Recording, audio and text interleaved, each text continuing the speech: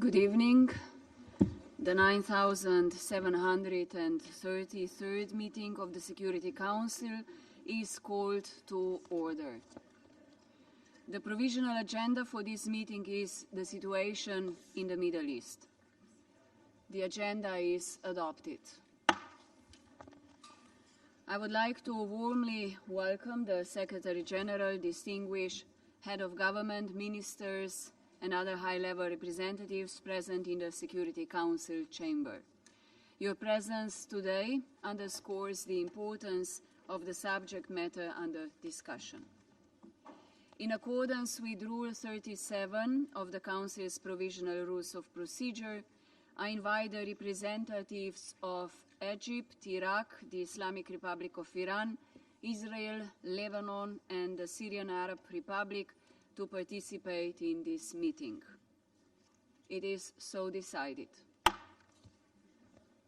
In accordance with Rule 39 of the Council's Provisional Rules of Procedure, I invite the following to participate in this meeting: His Excellency Mr. Ahmed Abulgaid, Secretary General of the League of Arab States, and His Excellency Mr. José Borrell Fontelles, High Representative of the European Union for Foreign Affairs and Security Policy and Vice President of the European Commission. It is so decided. The Security Council will now begin its consideration of item 2 of the agenda. I now give the floor to the Secretary General, His Excellency Mr. Antonio Guterres.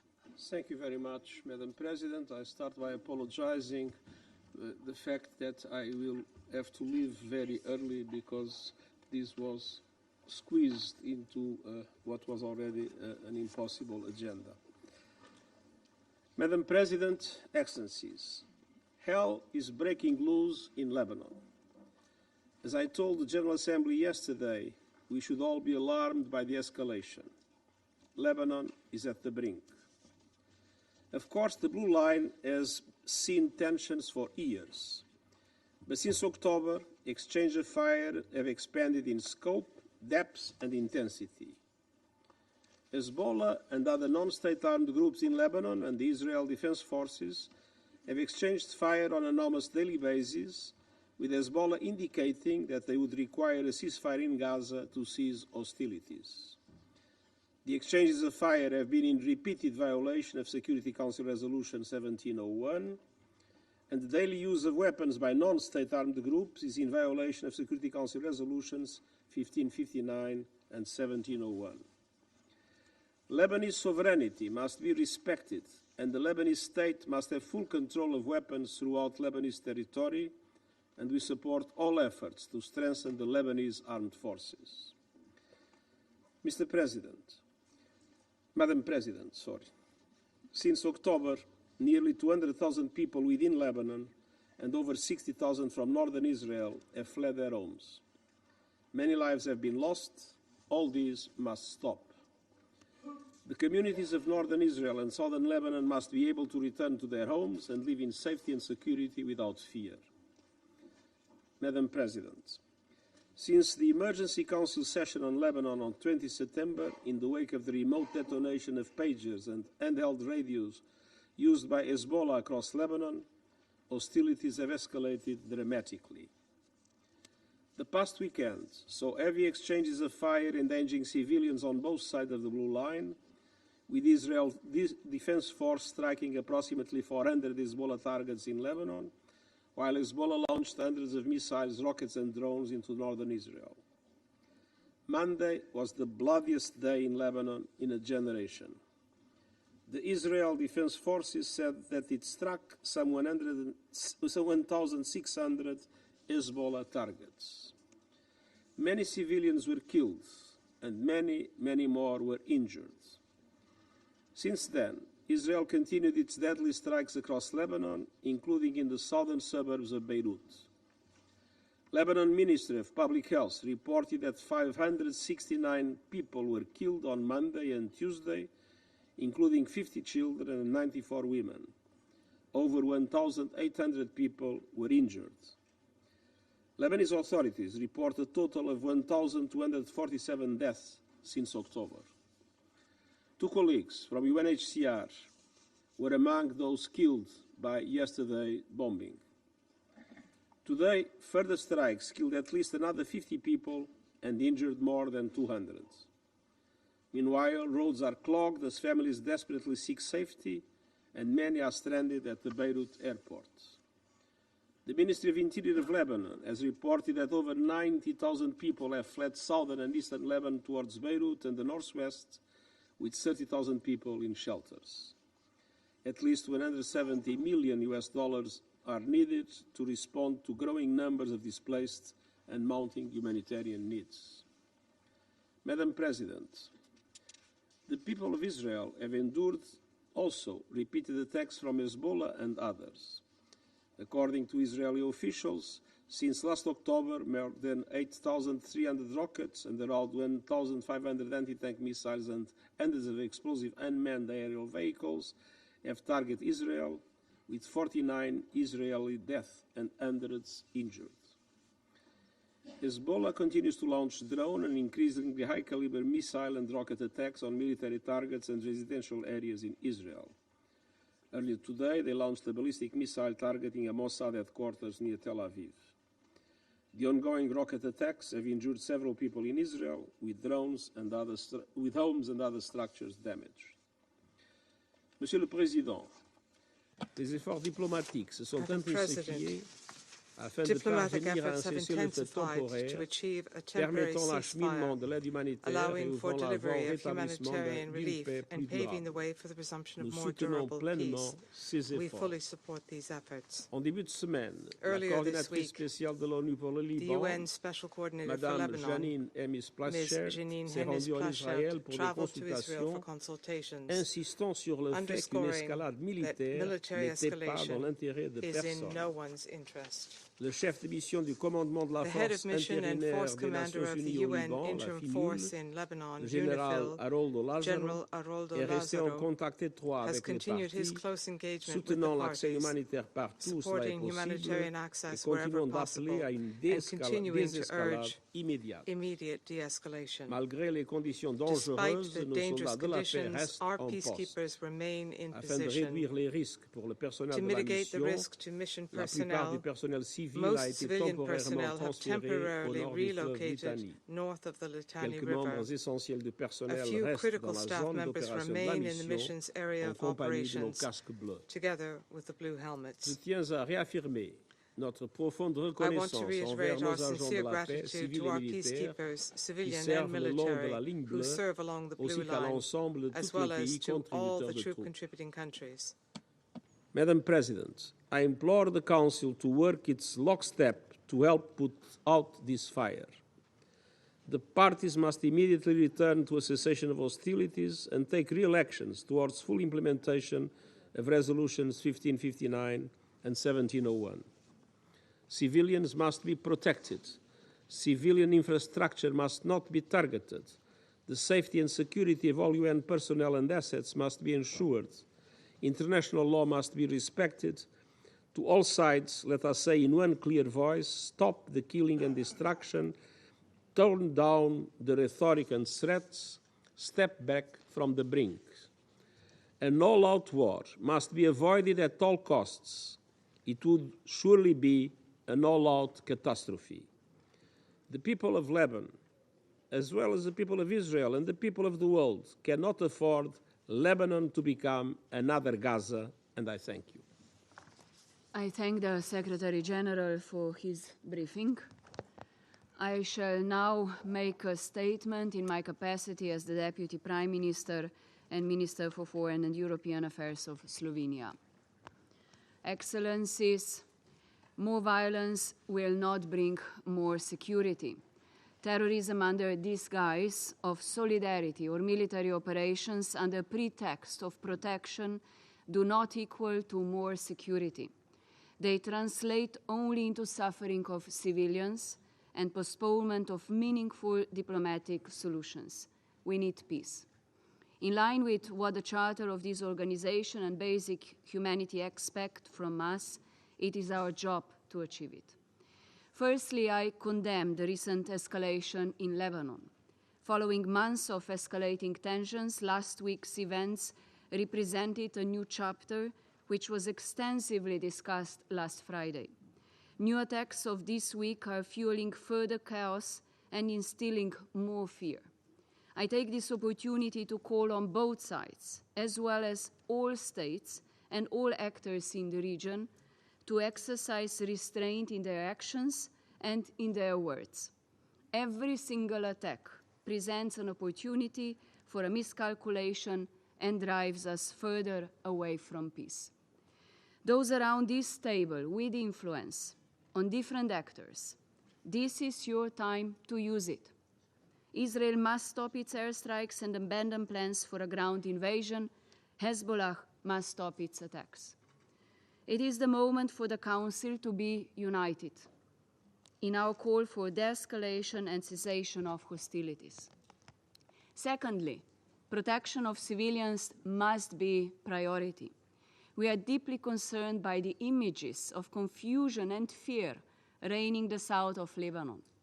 This has come on top of months of hostilities with a heavy impact on civilian infrastructure and civilians, many of whom have been displaced on both sides of the border. We repeat, further violence will not place them back. We call on all parties to respect international law, including international humanitarian law and human rights law. No one could have said it better than the ICRC president during this morning's open debate. International humanitarian law offers a pathway to peace. It should be declared a political priority. We also call for an immediate and full implementation of the resolution 1701. We would like to express our full support to the work of UNIFIL. Its presence and its mandate are a vital stabilizing factor. Safety and security of UNIFIL must be ensured at all times. Thirdly, diplomacy is the only path forward. It is therefore time to return to the negotiations table, both the one related to this crisis as well as the one on the ceasefire in Gaza. I fully concur with the Secretary General. We cannot afford Lebanon to become another Gaza. We cannot afford this spiral of violence in the Middle East to continue. It must stop now. I appeal for genuine commitment to conclusion of negotiations and for an active role of this Council supporting those endeavors. Excellencies, in classic literature, hell has been depicted as 9 concentric circles of torment. They become gradually more progressive and complex. Colleagues, I'm afraid we are stepping on the same path, discussing the increasingly thorny situation in the Middle East. Before the region reaches a point of no return, I call on all of us to show it the path back to diplomacy. Thank you. I resume my function as President of the Council. I now give the floor to His Excellency Mr. Jean-Noël Barrot, Minister for Europe and Foreign Affairs of France. Merci, Madame la Présidente. Thank you, Madam President. J'ai tenu à demander au nom de la France on behalf of cette France, réunion called d'urgence. for this emergency meeting. La situation au Liban menace The aujourd'hui situation in d'atteindre Lebanon un point today de non-retour. May reach the point of Nous no sommes en effet return. au-delà In de point of l'escalade. fact, we're beyond escalation. Les frappes israéliennes ont Israeli fait de trop nombreuses strikes victimes have caused far et le too many Hezbollah continue casualties, de and cibler Hezbollah des centres continues de to population target en Israël. population centers in Israel. Depuis le début de la semaine, Since the les beginning frappes of the week, israéliennes ont déjà Israeli causé strikes plusieurs have centaines already de morts civiles caused a number pour des of civilian dizaines deaths, d'enfants. including dozens of Ce children. n'est pas acceptable This is et je veux dire unacceptable. au nom de la France And toute on ma behalf of solidarité France, I à extend la my full population civile solidarity with libanaise. the Lebanese civilian Je population. rappelle que le I respect would du droit recall that international respect for humanitaire international n'est pas une humanitarian law option. is not an option. Les civils, qu'ils soient Civilians, libanais be ou they israéliens, Lebanese or ne doivent Israeli, jamais must être never pris pour cible. be taken and used as Aujourd'hui, les targets. tensions entre le Hezbollah et Today, Israël tensions risquent de between précipiter Hezbollah la and région Israel dans un may conflit spill over in the généralisé. region and into a Les generalized conséquences conflict. en seraient The incalculables. consequences would be Le incalculable. Liban déjà Lebanon, considérablement affaibli, already considerably ne se weakened, relèverait pas d'une telle guerre. will not be Il est donc able urgent que tous to les acteurs impliqués s'engagent résolument be dans la voie d'une restored after désescalade. such a war. We need to do everything Ils possible to doivent work towards enfin mettre pleinement en de-escalation. œuvre la We résolution must fully 1701 de implement notre Resolution Conseil. C'est 1701 le cadre adopted fixé by par our le Council. Conseil This is et the agréé par les framework parties. set by the Council and L'objectif agreed to est by the clair, parties. The la fin des target, the hostilités goal is le long de clear, la an ligne bleue. end to hostilities Il faut along donc the que les blue attaques line. de part et d'autre cessent. Attacks on both La sides France must est therefore attachée cease, à la and France sécurité is du Liban committed to the comme à celle security of d'Israël. Lebanon and to the security of Israel. Je veux saluer ici la I contribution welcome here décisive the des casques bleus contribution engagés au sein de la made FIMI. by the Leur rôle Blue est helmets essentiel. in UNIFIL. Their Avec role près is de 700 essential. soldats, With some la France 700 y prend toute soldiers, sa part. France is playing its Et je role as rappelle que la well. And I protection would des casques recall bleus that est protecting the également blue une helmets obligation qui is s'impose à tous also les partis an à un obligation conflit. on all parties to a La France est conflict. mobilisée dans cette perspective, Stands mobilisée pour ready éviter une guerre to régionale. avoid a regional war. Mesdames et messieurs, Ladies and gentlemen, profitons de la let us présence de take nombreux advantage of the dirigeants à New presence of York a cette number of semaine leaders in New pour York imposer une this week solution to diplomatique impose a et inverser diplomatic le cycle de la solution violence. and turn around this La cycle of guerre violence. n'est pas inéluctable. War is not Une solution inevitable. diplomatique A est possible. diplomatic solution is indeed Ces derniers possible. jours, nous In avons travaillé recent avec nos days, we've partenaires worked with our américains American à une plateforme partners de on cessez-le-feu a temporaire de 21 temporary jours pour ceasefire permettre les platform of négociations. 21 days to allow for Cette negotiations. plateforme va This être rendue publique platform très will be rapidement made et nous public comptons sur les very deux soon, and parties we are counting pour on both parties l'accepter sans to tarder accept it afin de without protéger les delay in populations order to civiles protect et civilian permettre qu'une négociation populations and diplomatique allow for s'engage. diplomatic negotiations to Nous avons begin. travaillé avec les We have parties à worked définir with the les parties in paramètres defining d'une the sortie de crise parameters diplomatique sur for la a base de la diplomatic résolution way out 1701. of C'est un this chemin crisis exigeant, under Resolution 1701. mais It's a c'est un chemin demanding possible. path, but it is a possible Je le path. répète, Let la me say guerre n'est again, pas inéluctable. war is not Nous sommes unavoidable. pleinement mobilisés We pour y travailler we stand fully et je ready me to rendrai work dès la fin de on semaine this, à Beyrouth and I'm pour y going travailler to avec les Beirut acteurs by the end of the concernés. week to work Je with vous remercie. local stakeholders. I Thank you. thank His Excellency Mr. Barrot for his statement. I now give the floor to His Excellency Mr. Ahmed Attaf, Minister of Foreign Affairs and National Community Abroad of Algeria. شكرا معالي الرئيسة، والشكر موصول كذلك Thank you, للسيد الأمين العام President. على إحاطته I would also الملمة like to thank بتطورات the Secretary الأوضاع في General لبنان for الشقيق his وهو briefing based يتعرض on the current مجددا situation in the brotherly لعدوان country of Lebanon, إسرائيلي which once سافر again is facing وعدوان flagrant غاشم Israeli aggression, brutal وعدوان aggression, همجي لا يضاهيه and hateful بشاعة aggression. وفظاعة وجسامة إلا It ما is ابتليت به غزة شر البلية. ugly, it is serious, it is إن هذا العدوان as bad as the يمثل aggression لا يتجزأ imposed on the people of من Gaza. سياسة التصعيد This is التي جعل a منها الاحتلال part and الإسرائيلي parcel of the policy of الاستيطاني escalation نهجا مفضلا adopted as an واستراتيجية approach متعمدة by the على أكثر من جبهة colonizing Israeli وعلى occupying أكثر power. It من uses وجهة it as a في deliberate منطقة strategy on الشرق more than الأوسط one front, in برمته. more than one site, فهذا and الاحتلال elsewhere in the Middle East. لم In يعد point of يكتفي fact, بحرب الإبادة this الجماعية occupation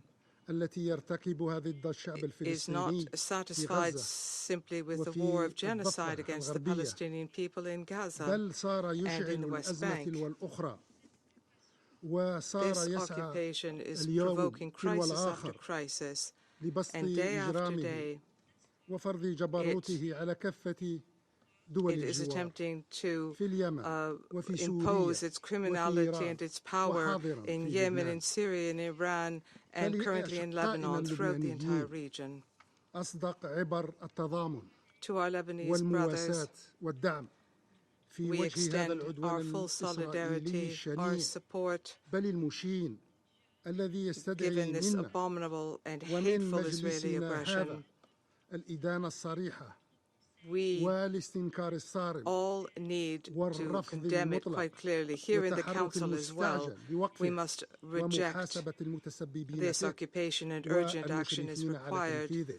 to bring it to an end إن and ما يتعرض له bring the لبنان perpetrators, من call انتهاك upon the perpetrators لسيادته to be accountable for their ومن actions. تقويض Lebanon is لأمنه facing an attack on its ومن ضرب sovereignty. لاستقراره Its security قد is اكتملت undermined. فيه كل أركان The الجرائم same is true of التي its stability. استنسخها الاحتلال الإسرائيلي من غزة All the elements of the crime لتنفيذها have في لبنان come together now in وهي accordance with الجريمة Israeli ضد occupation السلام as they have done in Gaza. They're doing the وجريمة same in العدوان Lebanon. This is a crime against peace. والجريمة ضد It's a crime of الإنسانية aggression, a وجريمة crime الحرب against humanity, a crime وجريمة of war, الإبادة وبعبارة genocide. أخرى In محاولة other تحويل words, لبنان it إلى is غزة an attempt أخرى to change إن ما Lebanon and to يعانيه make it into a new Gaza. اللبنانيون والفلسطينيون اليوم What the Lebanese people are ومعهم suffering and the كل دول Palestinian people are وشعوب suffering المنطقة today, يمثل and with them ثمنا all يدفع of these states and countries of the ثمن region, what they are يدفعه كل suffering هؤلاء represents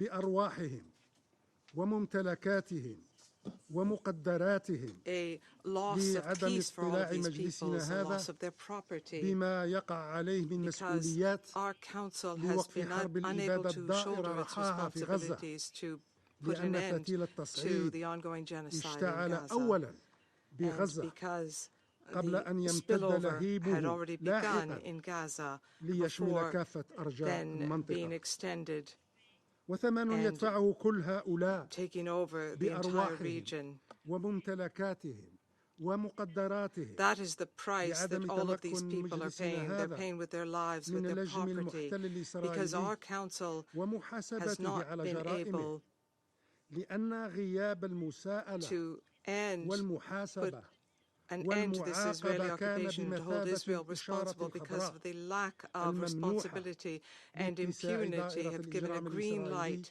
enabling رقعته them to extend وأخيراً Israel to وليس extend its آخراً circle of crime تمثل and extend the ثمناً scope of its يدفعه كل crime. هؤلاء In بأرواحهم conclusion, وممتلكاتهم all of these people are paying the ومقدراتهم price with لعدم their تمكن lives, with their مجلسنا property, هذا because our من council حمل الاحتلال الإسرائيلي has not للتخلي been able عن أوهامه وما يلهث وراءه من سراب تحقيق الأمن to call والاستقرار upon لنفسه Israel عبر to نشر put an لا أمن end to ولا its استقرار في occupation جواره and to call لأن upon هذا it الاحتلال to أصبح يبرهن لنا acknowledge peace أنه and يعتقد ensure قولاً stability وفعلاً in the neighboring أن region. تمتعه This بالأمن occupation has يكمن في shown حرمان that جواره منه Israel is convinced, لقد both in آن deed الأوان and in لمجلسنا words, that its هذا أن security يدرك resides أن مسألة in الأمن denying the والاستقرار neighbor of في its منطقة الشرق their الأوسط security. لا يمكن The أن Council تبقى must رهينة recognize that أهواء peace and stability in the وأوهام Middle الاحتلال East الإسرائيلي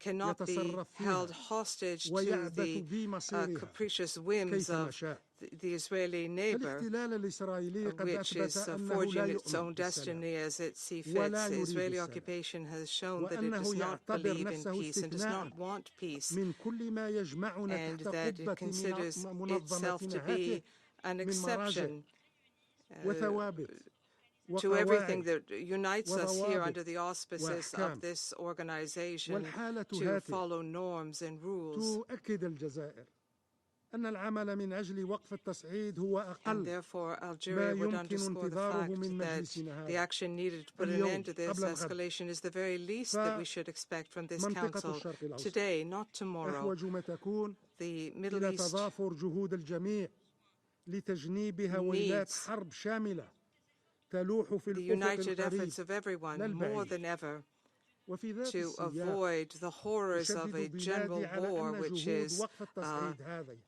just on the يجب horizon. أن Similarly, we would underscore the fact that بصفة these أولية efforts وأولوية towards على وضع حد de-escalation نهائي should be deemed a للجحيم priority in المسلط order على to الشعب put an end الفلسطيني once and في for غزة all to the كما أن ذات hell الجهود which the ينبغي Palestinian أن people are تتوجه suffering صوب in Gaza. المعتدي لا المعتدى These same عليه efforts أي صوب should also الاحتلال be الإسرائيلي focused on the لا aggressor صوب and not the الفلسطينيين aggressed, that واللبنانيين is, أو on غيرهم the من Israeli دول المنطقة occupation and not on التي طالتها Palestinians or الجرائم Lebanese or other states of the الإسرائيلية region which have been بجميع impacted أنواعها by Israeli وأصنافها crimes of all والتي kinds ضاقت ذرعا من تجبر and sorts. وتسلط وطغيان هذا الاحتلال And these countries have وقناعتنا had تبقى enough of the authority and the راسخة arrogance من أن of this عودة Israeli الأمن occupation. والاستقرار في الشرق We الأوسط remain firmly convinced that تتوقف على return قدرة to peace مجلسنا هذا and على security and تجاوز stability in the ما Middle East يقوض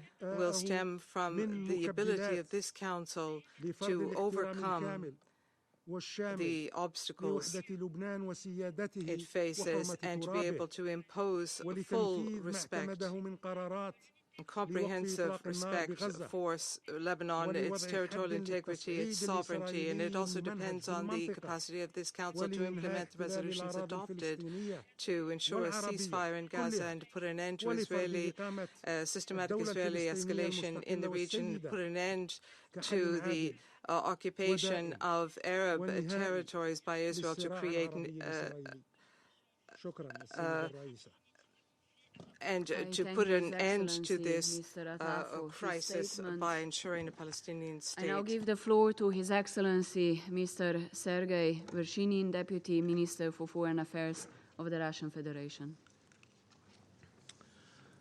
Спасибо большое. Thank you very much. Госпожа председатель, Madam President, уважаемые министры, distinguished ministers, поддерживаем созыв we support the convening срочного by the заседания presidency of an с emergency meeting in connection with the sudden escalation of developments in the friendly country of Lebanon and the Lebanon-Israeli border region. We thank the UN Secretary General, Mr. Guterres, for the briefing and for his assessment of the regional situation. Developments in recent days show that our worst forecasts are coming to pass. The escalation of the Palestinian-Israeli conflict, which resulted in a wave of instability throughout the entire Middle East, from the Red Sea to Iraq, and triggered a full-blown confrontation between Israel and Hezbollah, the main victims of which are civilians on both sides of the blue line. Since 23 September, the victims of the largest-scale Israeli bombardment since 2006 by Israel against Lebanon include at least 569 people, including 50 children. 1,835 people have been wounded, according to the deputy UNICEF representative in Lebanon, Etty Higgins. In one day, more Lebanese died than in the last 11 months. There are 2 UN OCHA staff members who perished. 500,000 people have had to flee their homes on 24 September after yet another Israeli airstrike in the Bekaa Valley. An entire family of 10 people died. On 20 September, more than 50 people were killed as a result of an Israeli airstrike on a densely populated residential area. Retaliatory strikes on military objects in Israel are being carried out by Hezbollah as well. All of this is being carried out literally several days after the horrific terrorist attack with the detonation of wireless devices in Lebanon, which claimed the lives of 39 people. Several thousand were wounded. We emphatically condemn the large-scale military attack and provocations against the friendly nation of Lebanon. We extend our sincere condolences to the families of the dead, and we wish a speedy recovery to the wounded. We categorically reject indiscriminate attacks whose victims are civilians. In West Jerusalem, statements are made that the objective of the military operation being carried out against Lebanon is to create safe conditions for the return of internally displaced persons to the north of the country. According to the Chief of General Staff of the IDF, Herzi Halevi, this is a preparation for a ground offensive. However, the experience of the 2006 Israeli campaign has already demonstrated that even superiority in terms of military equipment and weaponry does not result in peace and security exclusively through military methods.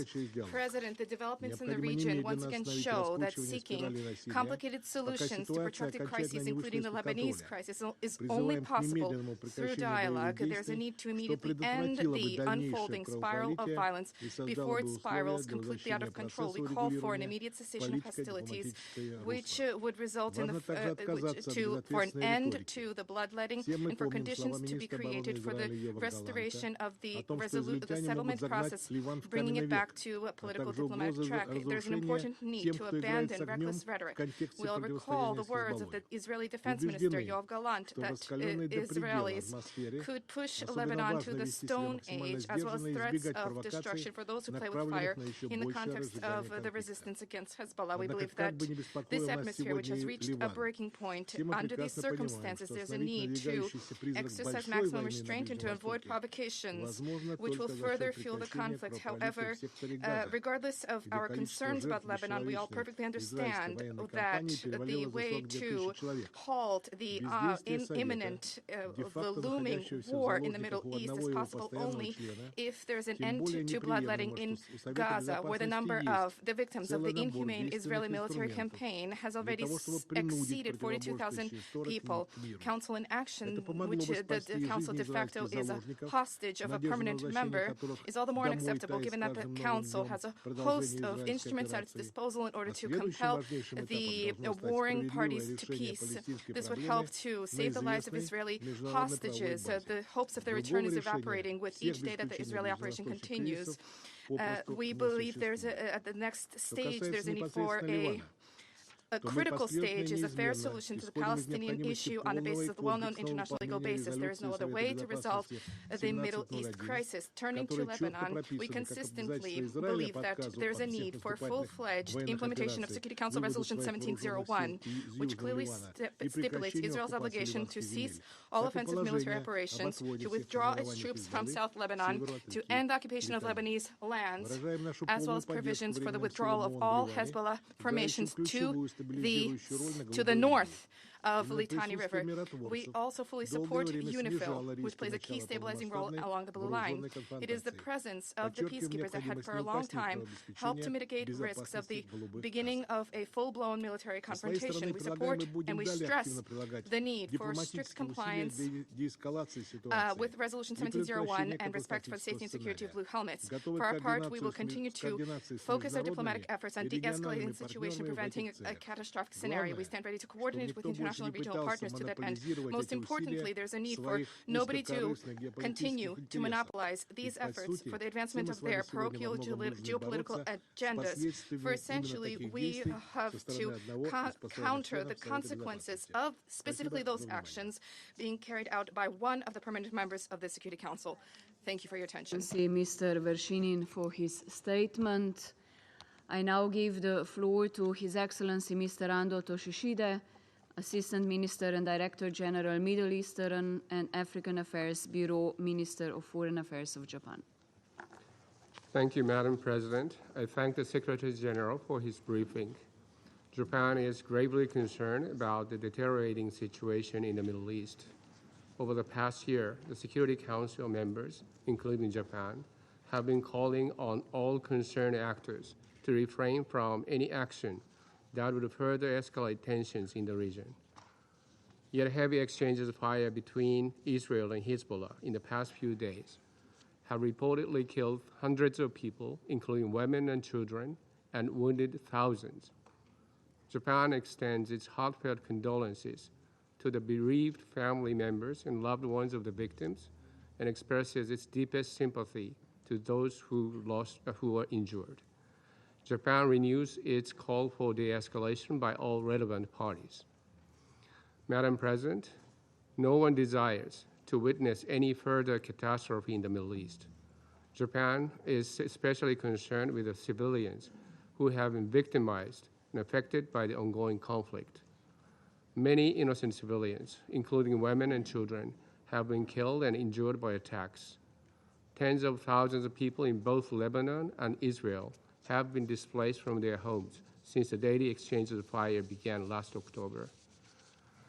We once again urge all the parties to immediately take all measures to prevent civilian casualties and adhere to international law, including the protection of civilians. Japan calls for the full implementation of relevant UN Security Council resolutions, including Resolution 1701, which calls for a return to cessation of hostilities along the Blue Line, as well as abiding by international law, including international humanitarian law. At the same time, Japan strongly urges all parties to exercise the utmost restraint to avoid further escalation. Japan supports the tireless efforts made by UNIFIL, together with ANSOL and ANSCOL, to reduce tensions. Japan also reiterates its strong support for an immediate ceasefire in Gaza and the release of the hostages based on the outlines of Security Council Resolution 2735. We reaffirm our strong commitment to making every diplomatic effort to end the cycle of violence and restore peace and stability in the Middle East. Thank you, Madam President.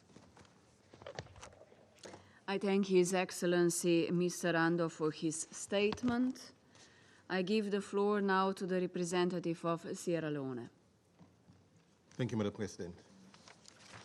I thank Secretary General Antonio Guterres for his important briefing on a tragically escalating situation. I acknowledge the participation of His Excellency, President of the Council of Ministers of Lebanon. Following the indiscriminate explosion of communication devices in Lebanon a few days ago, reportedly killing 37 people and injuring at least 2,931, the UN Secretary General and most Council members expressed deep concerns about the dramatic escalation of tit-for-tat attacks and the build-up to large-scale aerial attacks. Over the last 2 days, it has been reported that Israel carried out about 800 attacks on about 1,600 Hezbollah targets in southern Beirut, East Bekaa Valley, and other areas of South Lebanon. Hezbollah also has claimed to have launched more than 300 rockets against military bases in Haifa and other areas deep in northern Israel. This dangerous escalation of the situation has resulted in the death of at least 579 people, including 50 children and 94 women, with about 1,500 more injured and 16,500 people displaced. It is also reported that Hezbollah rockets and missiles fired into northern Israel caused damage to civilian areas and injured few people. Sierra Leone expresses grave concern for the safety of civilians and cautions the parties to the conflict that the deliberate targeting of civilians and essential civilian infrastructure is a clear violation of international humanitarian law. We therefore urge the parties to the conflict to desist from their indiscriminate bombing of communities and to protect civilians. Sierra Leone calls for both parties to the conflict to exercise maximum restraint, and we further stress the urgent need for immediate de-escalation. We remain concerned over the impact of missile strikes on UNIFIL positions and injury to peacekeepers. We condemn all acts that endanger the lives of peacekeepers. We urge all parties to ensure the safety and security of United Nations personnel and to respect the inviolability of UN premises.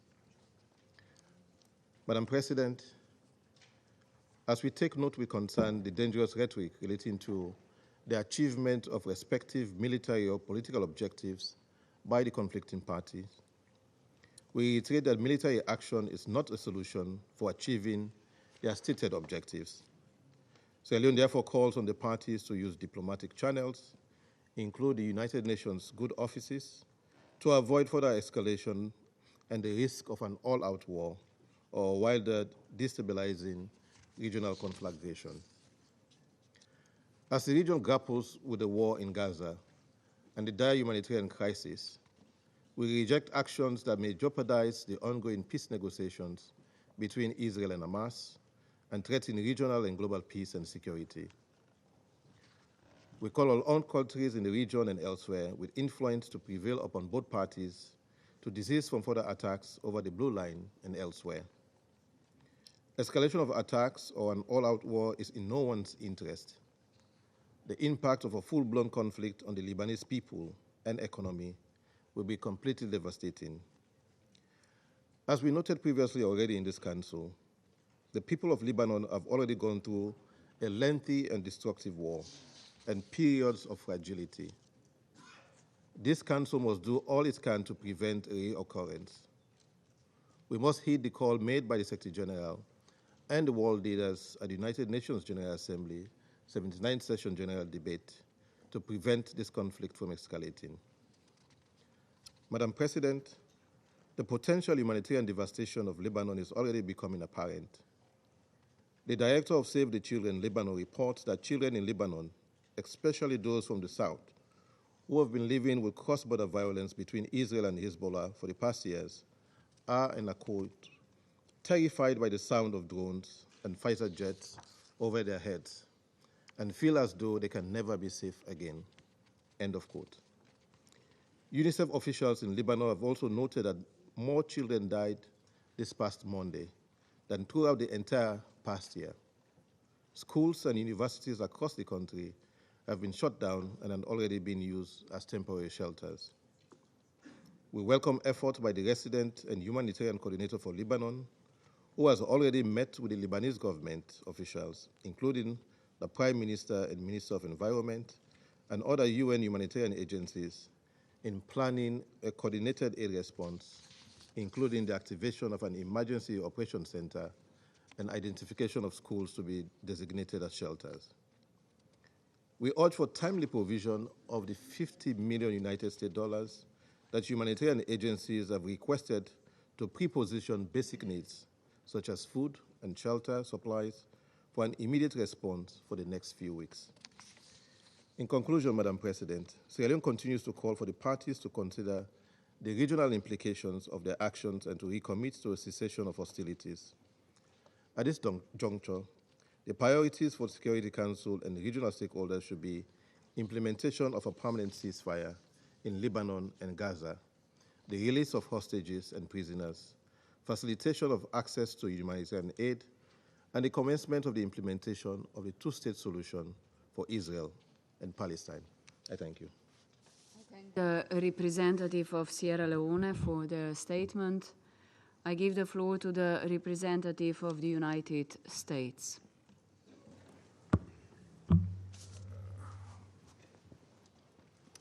Thank you, Madam President. And thank you, Mr. Secretary General, for your briefing. Colleagues, in the days since we last convened to discuss the situation along Israel and Lebanon's shared border, the United States has engaged intensively with all parties in the region. Our aim is clear: to avert a broader war that we believe is in no party's interest, not the people of Israel and not the people of Lebanon. As President Biden emphasized to the General Assembly, a diplomatic solution consistent with UN Security Council Resolution 1701 remains the only path to durably reverse the cycle of escalation and to enable displaced people in both Israel and Lebanon to return to their homes.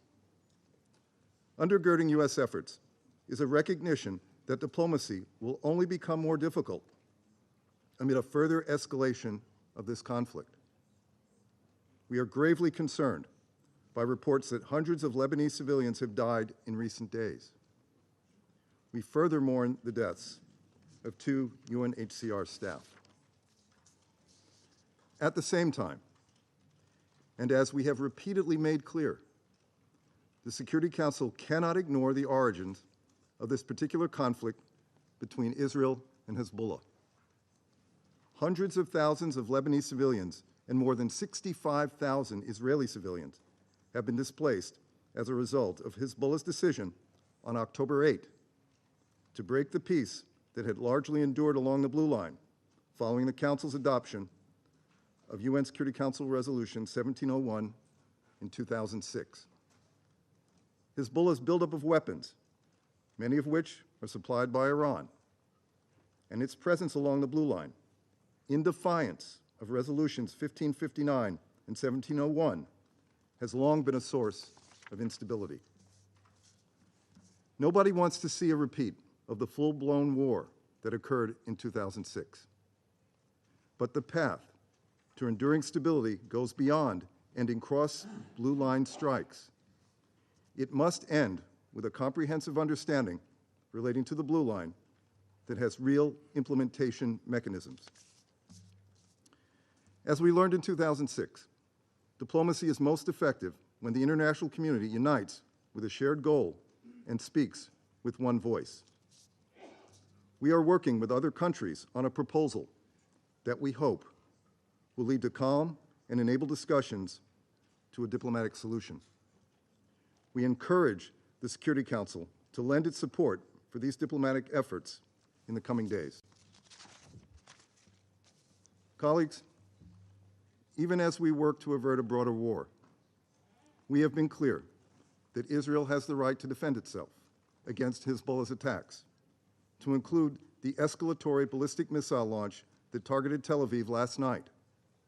in addition to the rockets fired every day since October 8. No member of this council would tolerate a terrorist group conducting rocket and ballistic missile attacks on its territory.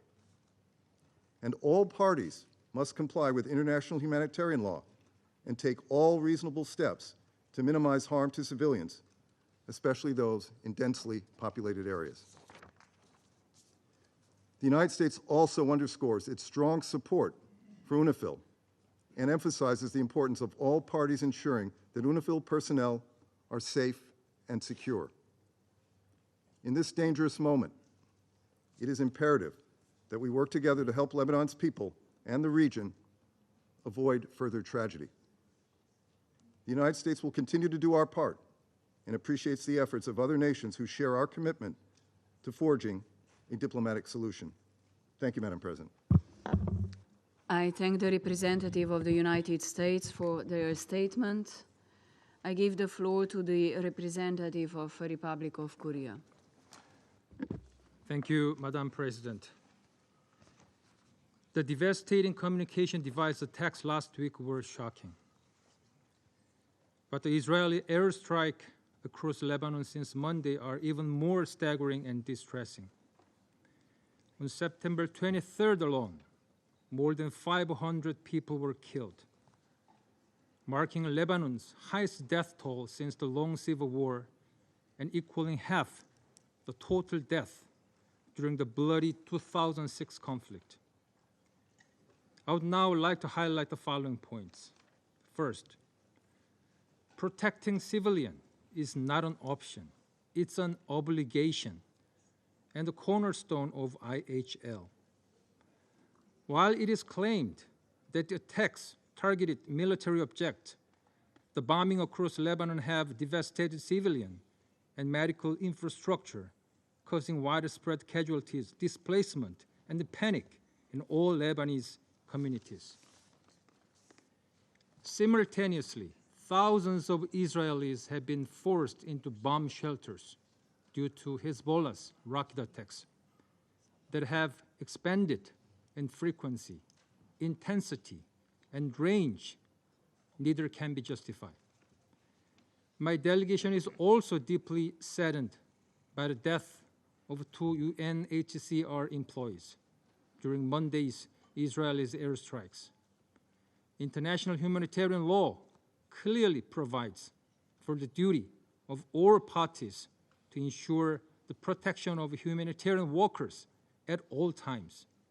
This is also an obligation. Second, we urgently call on all parties to exercise maximum restraint, prioritize de-escalation, and elevate common efforts to avoid an all-out war in the region.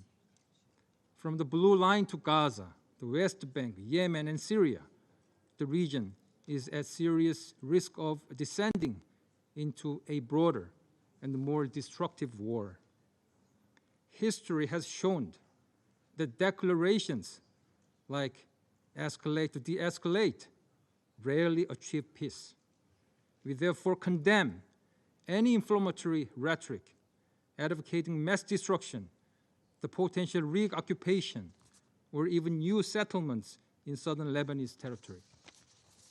Such words undermine peace and put millions of Lebanese and Israelis in peril of even greater violence. Diplomacy is the only viable path to sustainable peace, and such statements must stop. We also condemn all hostilities surrounding the Blue Line, which have significantly increased since last weekend.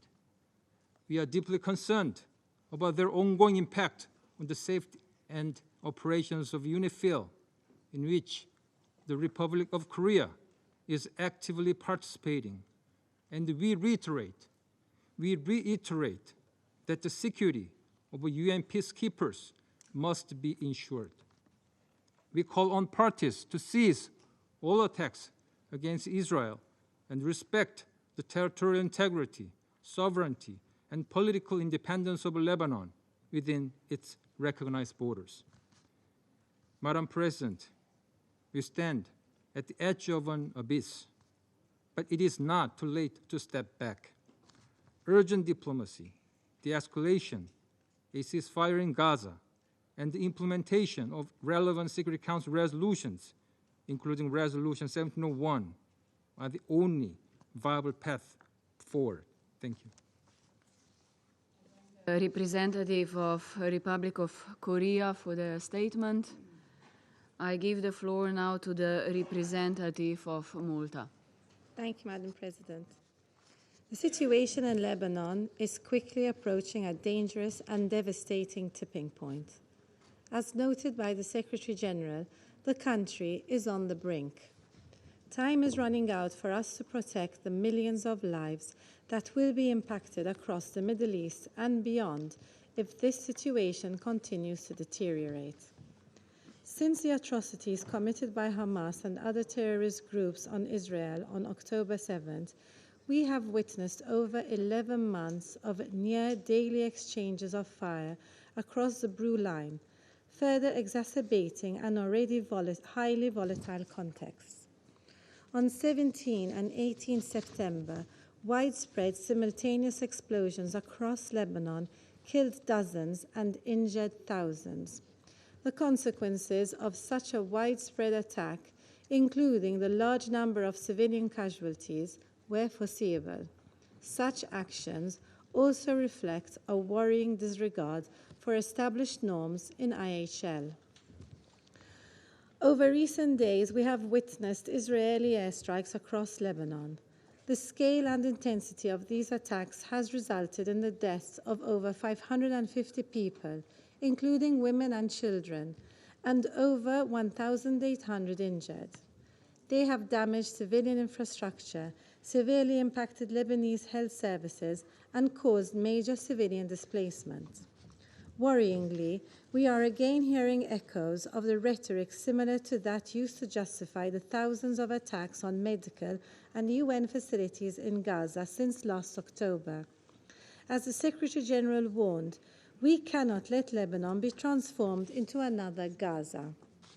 In Israel, rockets fired by the military wing of Hezbollah are landing on military bases, facilities, and residential areas. Schools have been closed across northern Israel, and hospitals in the country are being forced to move operations to protect medical center areas. These actions must be condemned. President, Malta's position is clear. We call on all parties to protect civilians in line with their obligations under international humanitarian law.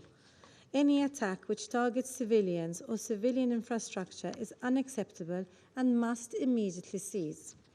We express grave concern for the safety of civilians on both sides of the Blue Line.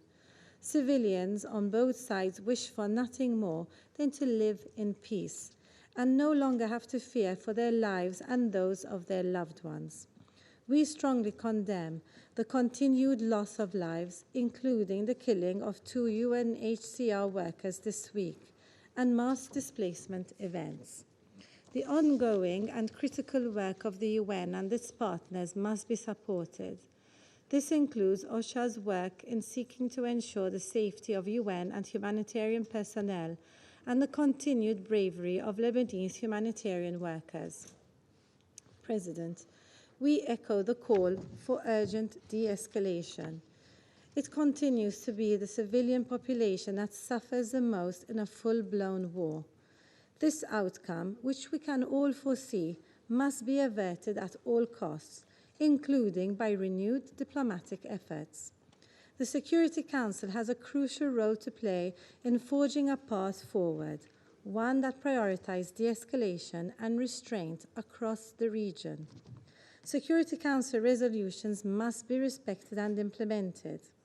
Along the Blue Line, all parties must step back from the abyss and implement an immediate cessation of hostilities and a ceasefire based on Resolution 1701. UNIFIL and the Lebanese armed forces are essential cornerstones of any future security architecture in the region and should be bolstered to the largest possible extent. Malta is a proud troop-contributing country to UNIFIL.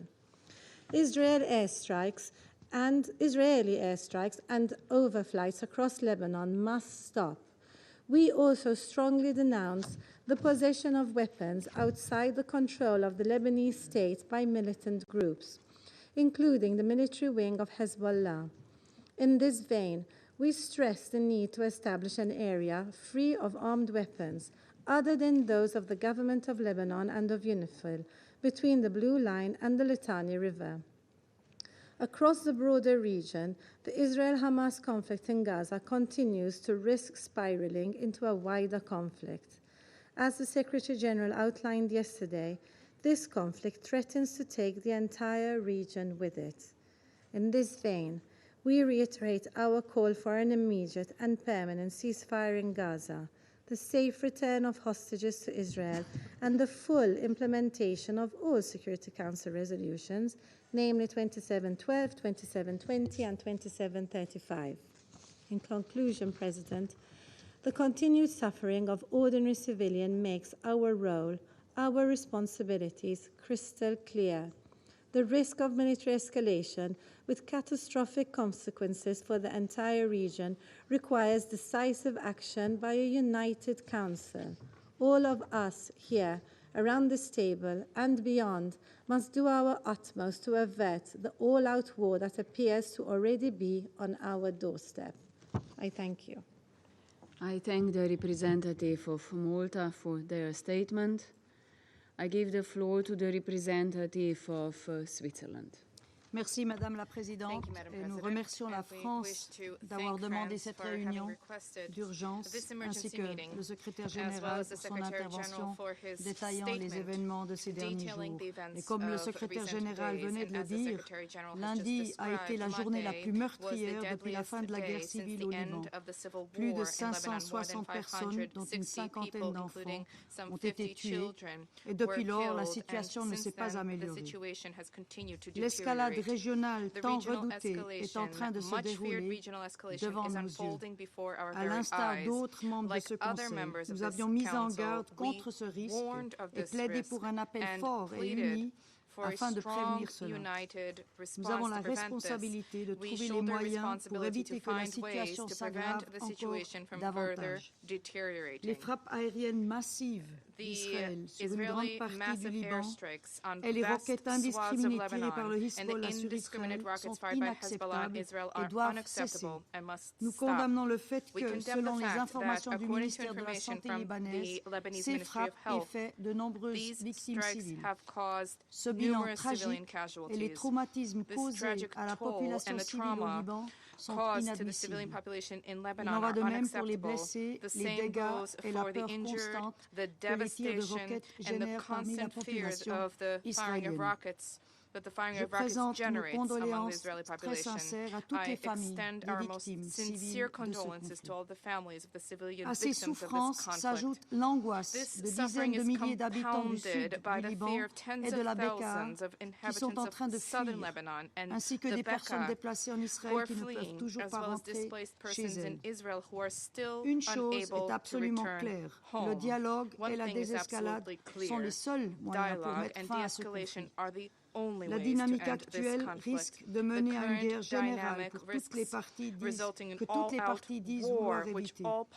Nous soutenons donc que tous les efforts pour arriver à une solution diplomatique. Toutes les parties doivent s'engager en vue de la mise en œuvre intégrale de la résolution 1701 qui est reconnue par tous. Ce Conseil a réaffirmé son soutien à cette demande à l'unanimité il y a un mois. La résolution dresse un chemin pour résoudre les causes sous-jacentes du conflit et permettre aux populations au Liban et en Israël de vivre en paix et en sécurité. La Suisse appelle donc Israël et le Hezbollah à cesser immédiatement les hostilités. Le droit international humanitaire doit être pleinement respecté par toutes les parties, notamment les principes de distinction, proportionnalité et précaution dans la conduite des hostilités, et ce en toutes circonstances.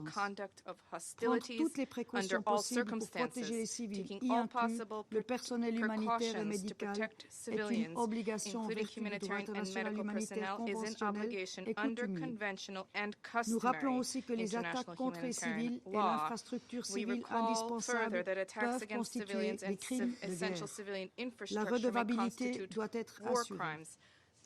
Nous sommes indignés par la mort de deux employés du Haut Commissariat pour les réfugiés des Nations Unies tués au Liban, au sud du Liban.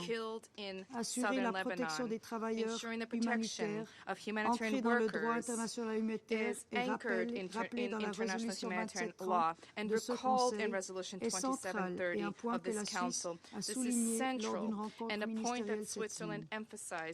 La sécurité du personnel de la FINUL est également centrale. Cette force à laquelle la Suisse contribue par l'intermédiaire de l'ONUST accomplit actuellement son travail dans un environnement extrêmement difficile. Nous saluons les efforts que la FINUL et l'UNSCOE continuent à livrer pour réduire les tensions et assurer la liaison entre les parties. Nous devons faire en sorte que ce conflit, comme celui à Gaza, où nous ne cesserons pas d'insister sur un cessez-le-feu, ainsi que sur la libération des otages et un accès humanitaire rapide et sans entrave, prenne fin immédiatement. Ce Conseil doit contribuer à une solution diplomatique de toute urgence et s'exprimer d'une voix unie pour éviter un embrasement régional que tous veulent éviter et dont la population civile paierait le prix fort. Je vous remercie. I thank the representative of Switzerland for their statement. I give the floor to the representative of Guyana. Thank you, Mr. President. I thank Secretary General Antonio Guterres for his briefing on the urgent and rapidly deteriorating situation in Lebanon. I also welcome the participation of Prime Minister of Lebanon in today's meeting. President, this Council met only 6 days ago to discuss the recent attacks in Lebanon. Sadly, those deadly attacks using pagers and other communication devices pale in comparison to what occurred on Monday. Expressions of deep concern or alarm are wholly inadequate in capturing the true feeling of shock and devastation brought on by the reports that Israeli strikes killed more than 490 people, including 35 children, injured over 1,600 people in a single day. The death toll has since risen to over 560, including 50 children and 94 women. We note with deep concern that most of the airstrikes carried out by the Israeli Defense Forces on Monday were in the UNIFIL area of operations, and that 2 UNHCR staff members were among those killed. We extend our condolences to their families. At the same time, Hezbollah has claimed multiple strikes against military targets of the Israeli Defense Forces with rocket barrages, drones, and artillery in northern Israel and the occupied Syrian Golan. Mr. President, Lebanon has faced constant strikes across its territory over the last 11 months. However, these most recent events are reportedly the deadliest barrage since the 2006 war. The continued attacks by one country on the territory of another sovereign state, especially in light of their indiscriminate nature, cannot be allowed to occur with impunity. The protection of civilians cannot be treated as an afterthought to one nation's supposed security objectives. World leaders are gathered here at the United Nations in reaffirmation of their commitment to the United Nations Charter. Just this morning, we talked about leadership for peace, and on Monday, we adopted a pact for the future. On the very day that the future of 35 children was snuffed out in the most gruesome and inhumane way.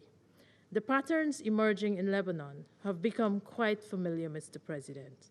Our response cannot be more inaction.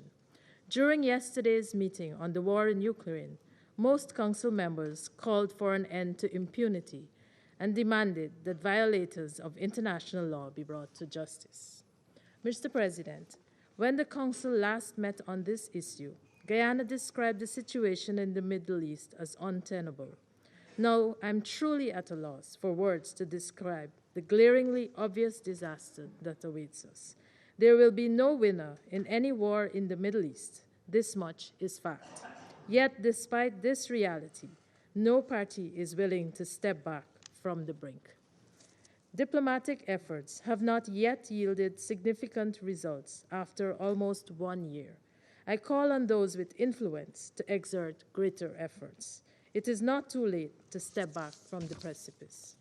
That process must begin with a ceasefire in Gaza and a recommitment to the full implementation of Resolution 1701.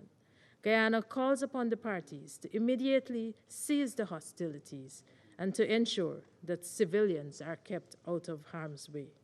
Mr. President, the Lebanese people, much like the Palestinian people, have become innocent bystanders to the games of a handful of ideologues hell-bent on the achievement of their political pursuits.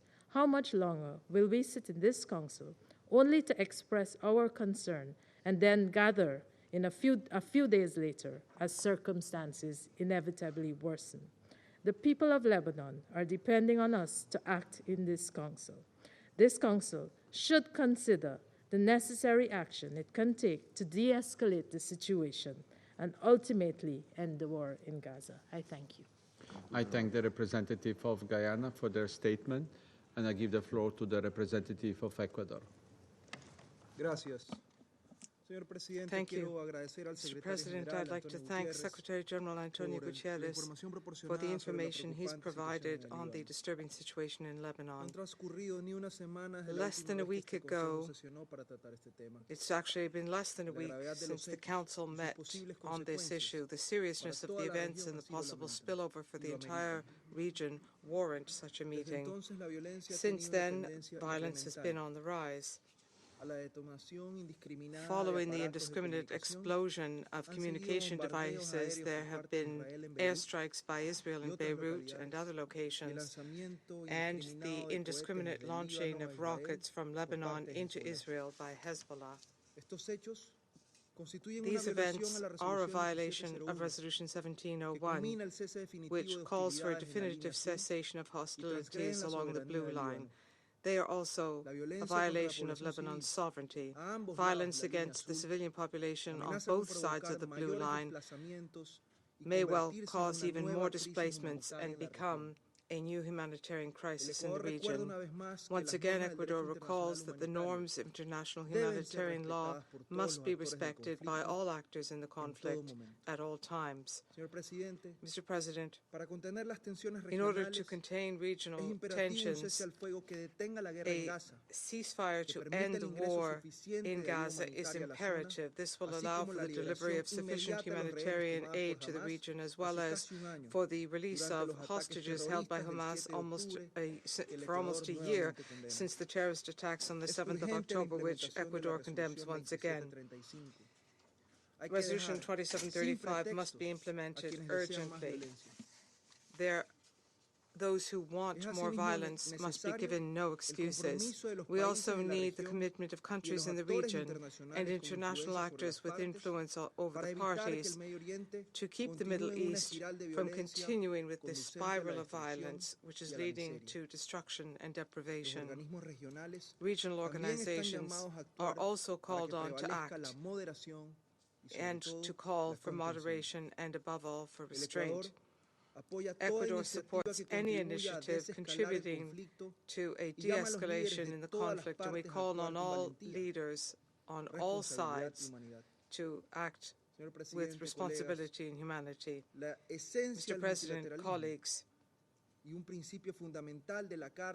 the peaceful settlement of disputes is the very essence of multilateralism and a founding principle of the UN Charter. As we said this morning in the open debate on leadership for peace, the prevention of conflicts enshrined in the Charter and reaffirmed in the Pact for the Future adopted this week deserve the fullest attention. Only dialogue, building trust, and a two-state solution will make it possible to achieve the elusive but much desired peace in the Middle East. I wish to conclude, Mr. President, by echoing the appeal made by the Secretary General for the parties to observe maximum restraint, to prioritize the protection of the civilian population, and to guarantee the security of humanitarian workers and UNIFIL personnel. Thank you. I thank the representative of Ecuador for their statement. I give the floor to the representative of China. President, I thank France for requesting this meeting and welcome the presence of Prime Minister Mikati of Lebanon. I also thank Secretary General Guterres for his briefing, which reminds us of the gravity of the current situation. The Lebanese people have just experienced the bloodiest week in decades. Thousands of communication devices were detonated simultaneously via remote control, causing heavy casualties of innocent civilians.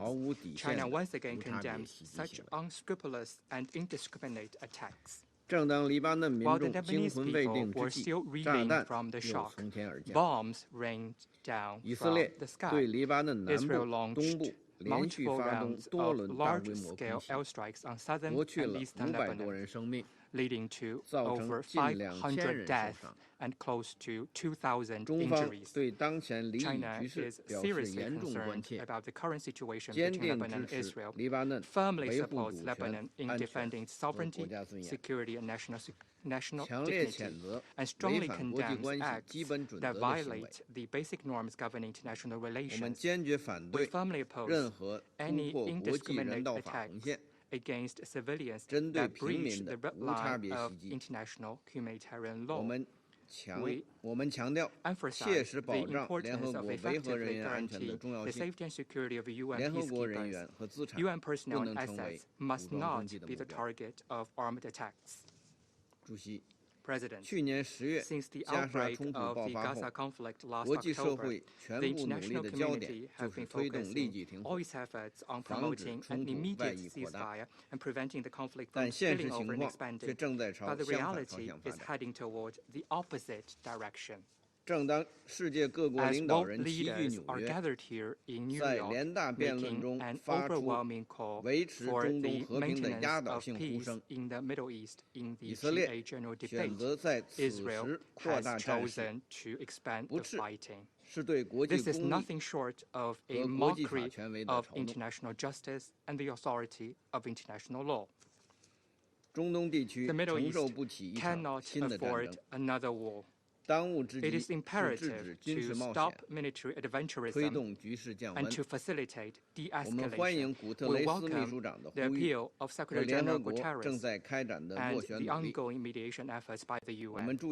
We note that Lebanon has stated that it demands justice and a diplomatic solution. Foreign ministers of Egypt, Iraq, and Jordan issued a statement on the 25th, pointing out that deterioration will have serious consequences on the entire region. Other regional countries concerned have also stated that we want peace and seek no war. We urge Israel to make the right decision, put aside its obsession with the use of force, stop its military operations in Gaza, stop its violations of Lebanon's sovereignty and security, and stop adventurous acts which could drag the region into a new catastrophe. At the same time, we call on all relevant parties to exercise maximum restraint and to avoid escalating the situation. President, the Security Council bears the important responsibility of maintaining international peace and security. In the current situation, we understand that the vast majority of Council members support the Council in taking urgent action to prevent worsening of the situation. We hope that all Council members demonstrate political will and leadership for peace, respond to the expectations of Lebanon and Arab states, and support the Council in taking strong and necessary actions without delay in order to play an effective role in stopping the war and easing the situation. Thank you, President. I thank the representative of China for their statement. I give the floor to the representative of Mozambique. Mr. President, I wish to thank the Slovenian presidency for convening this urgent meeting requested by France. We also thank the Secretary General for his insights on this very worrying matter. We welcome His Excellency the Prime Minister of Lebanon in this meeting. Mr. President, the situation in Lebanon continues to be a source of grave concern. The recent escalation between Hezbollah and Israel has resulted in near daily cross-border exchange of fire, causing a significant number of casualties and heightened regional tensions. Furthermore, Israel has intensified its military operations. Monday's bombardment was by far the largest it has launched against Lebanon since the last full-scale war raged between Israel and Hezbollah in the summer of 2006. Reports indicate that nearly 500 people have been killed, including children and employees of the United Nations Agency for Refugees, and over 1,600 are injured. This has led to widespread displacement, with many families fleeing their homes and seeking refuge in schools and other shelters. Just a few days ago, we met in this chamber, alarmed by the recent cyber attacks in Beirut and other parts of Lebanon, which resulted in hundreds of civilian victims, including children. Mr. President, the current events in Lebanon are inextricably linked to the ongoing deadly conflict in Gaza, which has claimed the lives of more than 41,000 Palestinians to date and showing no sign of abatement, raising the specter of further escalation. The humanitarian crisis is severe, and efforts to secure a ceasefire have so far been unsuccessful. We are deeply concerned about the potential of intensification of air raids in Lebanon in the coming days. It is in this connection that we reiterate our call on all parties to immediately cease all military operations on both sides of the Blue Line. We emphasize the critical need for de-escalation to prevent further instability, retaliatory actions, and bloodshed. We also reiterate the call on the parties to protect civilians, including humanitarian workers, in accordance with their obligations under international humanitarian law. We urge all parties involved to strictly adhere to international law and Security Council resolutions, particularly Security Council Resolution 1701, which called for, among others, a full cessation of hostilities, the withdrawal of Israeli forces from Lebanon, and the deployment of Lebanese and UNIFIL forces in southern Lebanon. In this regard, we urge those council members with significant influence on both sides to work towards de-escalating the ongoing hostilities. We emphasize the need for urgent diplomatic efforts to prevent further escalation and address the humanitarian crisis. To conclude, Mr. President, Mozambique reiterates its firm commitment to the principles of the United Nations Charter and stands ready to support all efforts toward peaceful resolution of the conflicts in the Middle East. I thank you, Mr. President. I thank the representative of Mozambique for their statement. I now give the floor to His Excellency, Mr. David Lammy, Secretary of State for Foreign Commonwealth and Development Affairs of the United Kingdom of Great Britain and Northern Ireland. Mr. President, thank you, colleagues, for your contributions, and thank you, Secretary General, for your briefing. And I want to acknowledge the presence of the Prime Minister of Lebanon in the chamber today. This is a moment of maximum danger. We're on the brink, the precipice, at a few minutes to midnight. We talk of the risk of full-scale regional war, but the truth is we are already witnessing conflict on multiple fronts: in Gaza, in the West Bank, in Lebanon, and the Red Sea. The strikes in recent days have taken 550 lives in Lebanon, the death of civilians, women and children. The UN workers killed. The Hezbollah rockets that have killed Israelis are just the latest in the cycle of pain, anguish and loss. Mr. President, as we face the abyss, this Council has a duty to speak with one voice, and we must say that the rockets must stop now. The airstrikes must stop now. Talks must start now, with an immediate ceasefire on both sides now. It is time to pull back from the brink. Mr. President, a full-blown war is not in the interests of the Israeli or the Lebanese people. And that is why, within hours of last week's strikes, I called for an immediate ceasefire between Lebanese, Hezbollah and Israel. Since then, we've worked closely with the United States and France to formalize a wider demand for the ceasefire and a political plan to implement it. And at the UN in New York, the Prime Minister and I have been urging our G7 and other partners to do the same. Our priority must be a political solution, in line with Resolution 1701. It is our duty to do all we can to exert maximum diplomatic pressure so Israeli and Lebanese civilians can return to their homes, so lives can be saved, so security can return to northern Israel and southern Lebanon, so that daily life can begin to return. Now, let me be clear. The United Kingdom condemns Hezbollah's attacks on Israel over the last 11 months, which have driven more than 60,000 people from their homes. There was no justification for these attacks. They have brought misery to ordinary people in Lebanon and Israel, and they have done nothing to end the conflict in Gaza or secure Palestinian statehood. And Iran, nothing justifies supplying weapons to terror groups in defiance of this Council. We call on Tehran to use its influence and urge Hezbollah to agree to a ceasefire.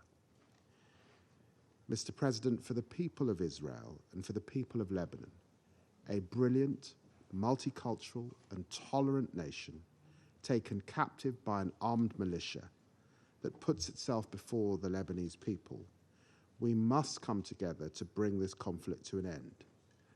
In 2006, this Council acted in the interests of peace and security. All parties need to embody that same spirit today. Stop this conflict from exploding into full-blown war and open a path to peace. That is what we need. Thank you very much. I thank His Excellency, Mr. Lamy, for his statement. I now give the floor to His Excellency, Mr. Mohammad Najib Azmi Mikati, President of the Council of Ministers of Lebanon.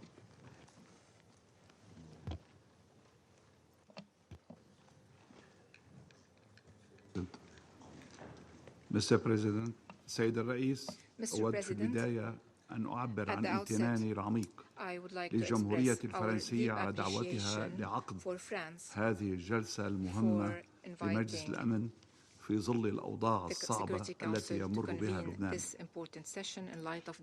لقد كانت فرنسا دائما صديقة وفية للبنان وشعبه، وقد وقفت إلى جانبنا في أصعب الظروف. وخير دليل على ذلك الجهد المخلص الذي تقوم به فرنسا اليوم بالتعاون مع الولايات المتحدة الأمريكية من أجل إصدار بيان مشترك مدعوم دوليا من أجل وضع نهاية لهذه الحرب القذرة. كما أشكر طوفانيا رئيسة مجلس الأمن لهذا الشهر على تلبيتها لهذه الدعوة، وأشكر سعادة الأمين العام على الإحاطة التي قدمها في بداية هذه الجلسة. والشكر للجزائر الشقيقة ممثلة المجموعة العربية في مجلس الأمن على دعمها المستمر لنا، وأشكر جميع أعضاء هذا المجلس الكريم على دعمهم المستمر لسيادة لبنان ووحدته واستقراره. كما أنتهز المناسبة لأشكر جميع أعضاء هذا المجلس أيضا على دعمهم لقرار تمديد ولاية يونيفيل بناء لطلب لبنان. سيد الرئيس، نحن اليوم في لبنان نواجه انتهاكا واضحا لسيادة الدولة اللبنانية وحقوق الإنسان عبر الممارسات الوحشية للعدو الإسرائيلي بحق دولتنا وشعبنا اللبناني من خلال استباحة سيادته عبر إطلاق طائراته ومسيراته في سمائه وقتل المدنيين فيه شبابا ونساء وأطفالا وتدمير المنازل وإرغام العائلات على النزوح في ظل ظروف إنسانية قاسية. هذا عدا عن بث الترهيب والرعب في نفوس المواطنين اللبنانيين، وذلك على مرأى من العالم كله دون أن يرفوا لهم جفن. وللأسف عدد الشهداء المدنيين الأبرياء والجرحى في ارتفاع مستمر، فالمئات من المدنيين قد فقدوا حياتهم في غضون أيام قليلة، والمستشفيات أصبحت غير قادرة على استقبال المزيد من الجرحى. لبنان اليوم هو ضحية عدوان إلكتروني، سيبراني، جوي، بحري، قد يتحول إلى عدوان بري، بل إلى مسرح لحرب إقليمية واسعة. وآمل أن أعود إلى بلادي متسلحا بموقفكم الصريح الداعي لوقف هذا الوقف واحترام سيادة بلدي وسلامته. ما نشهده اليوم هو تصعيد غير مسبوق مع اللجوء إلى وسائل وآليات جديدة لا سيما إلكترونية لإلحاق الأذى بأبناء شعب. إن المعتدي يزعم أنه لا يستهدف إلا المسلحين والسلاح، ولكني أؤكد لكم أن مستشفيات لبنان تعج بالجرحى المدنيين وبينهم العشرات من النساء والأطفال. أمام ذلك يبقى السؤال: من يضمن عدم حصول هكذا اعتداءات على دول أخرى إذا لم تتخذ إجراءات رادعة وعقابية حاسمة بحق المعتدين؟ من يكفل لنا كدولة لبنانية أو أي دولة أخرى سلامة غذائها ومائها وأي مواد تدخل أراضيها من أي ضرر؟ سيد الرئيس، إن هذه الأحداث لا يمكن فصلها عن تاريخ طويل من النزاعات والانتهاكات التي عانى منها لبنان منذ عقود، وقد شكلت الاعتداءات الإسرائيلية المستمرة على الأراضي اللبنانية انتهاكا صارخا لسيادة الوطنية وحقوقنا كدولة في عضو في الأمم المتحدة. إن هذا الوضع ليس جديدا، فلبنان قد مر بفترات طويلة من التوترات والاعتداءات التي كانت تهدد استقراره وسلامة مواطنيه. لكن لبنان يبقى عاصيا على كل التحديات، واللبنانيون واجهوا ويواجهون بشجاعة كل الاعتداءات على كل حبة من تراب الوطن. سيد الرئيس، إنني أتحدث باسم لبنان، ووجودي هنا ليس لتقديم شكوى فقط ولا لتقديم عرض مفصل عن عدد الشهداء والجرحى والدمار الذي هجر البشر ودمر الحجر، فذلك مثبت للرأي العام العالمي بالصوت والصورة. وإنما وجودي هنا للخروج من هذه الجلسة بحل جدي يقوم على تضافر جهود جميع أعضاء مجلس الأمن للضغط على إسرائيل لوقف فوري لإطلاق النار على كل جبهات وعودة الأمن والاستقرار لمنطقتنا. الشعب اللبناني يرفض الحرب ويؤمن بالاستقرار ويعمل من أجل المستقبل، ولبنان دولة مؤسسة للأمم المتحدة، وهو من المساهمين في وضع ميثاقها، كما شارك لبنان في صياغة الإعلان العالمي لحقوق الإنسان عبر الدكتور شارمال. إن هذا الإسهام يعكس التزام لبنان العميق بالقيم الإنسانية والعدالة الدولية. واليوم باسم هذه القيم التي جمعتنا تحت مظلة الأمم المتحدة جئنا لنؤكد على حق لبنان في الاستقرار والأمان وحقه في السيادة والدفاع عنها وحقه في استعادة أراضيه المحتلة. right to recover its occupied territories. The current tensions do not come from a vacuum. They are the result of accumulations of conflicts and aggressions that were never radically settled. Israel never stopped violating the UN resolutions that were adopted throughout the years, particularly Resolution 1701. This resolution was supposed to be a framework to achieve a lasting stability in South Lebanon. Regrettably, we are still witnessing Israeli violations of our sovereignty around the clock by air, sea and land. These repeated violations undermine all the stability efforts and threaten the whole region with an explosion at any moment. التزام الحكومة اللبنانية بالقرار 1901 الصادر عام 2006 الصادر عام 2006 عن مجلس السكون الكريم الذي بدوري أطالبه اليوم بالعمل الجاد والفوري لضمان انسحاب إسرائيل من جميع الأراضي اللبنانية المحتلة ووقف الانتهاكات التي تتكرر كل يوم. كما نؤكد على ضرورة وقف العدوان الإسرائيلي على غزة بشكل فوري لأن تداعيات ما يجري هناك تنعكس بشكل مباشر على الوضع في لبنان والمنطقة وهي لن تقف عند حدوده وإنما قد تشمل كل الشرق الأوسط إن لم يتم معالجتها بسرعة إن عدم التوصل إلى حل من شأنه أن يجعل الأمور أكثر تعقيدا فاستمرار هذا العنف لن يؤدي إلا إلى المزيد من التصعيد وهو ما لا يخدم مصلحة أي طرف في هذه المعادلة المعقدة. سيد الرئيس، إن الأمم المتحدة وجدت من أجل تعزيز الاستقرار لكن ما نشهده اليوم هو أن العالم ما زال عاجزاً عن وقف المأساة الإنسانية المستمرة في منطقتنا. لذا وباسم الشعب اللبناني نضع مجلسكم الكريم أمام مسؤولياته الكاملة لاتخاذ موقف فوري وحاسم ينهي المعاناة المستمرة لشعبنا تمهيداً لتعبيد الطريق أمام الحلول الدبلوماسية. سيد الرئيس، لبنان لا يطلب معروفا، نحن نطالب بحقوقنا المشروعة بموجب القانون الدولي، حقنا كلبنانيين في العيش بأمان، حقنا حماية سيادتنا الوطنية، وحقنا في مستقبل يبعد عن أطفالنا شبح الحروب وأهوال الصراعات. إني أتوجه إلى مجلسكم الكريم وإلى المجتمع الدولي برمته وأقول أنه حان الوقت لرفض العنف والحروب وتطبيق القرارات الدولية بحيث لا تبقى حبرا على ورق. الأدوات موجودة وما نحتاجه الآن هو الإرادة الصادقة والتعاون الفعال. دعونا اليوم أن لا نضيع هذه الفرصة. يجب أن نتحرك الآن لأننا لن نستطيع تحمل خسارة جيل آخر بسبب الحرب. I thank His Excellency Mr. Najib Azmi Mikati for his statement. I give the floor to the representative of Israel. Thank you, Mr. President.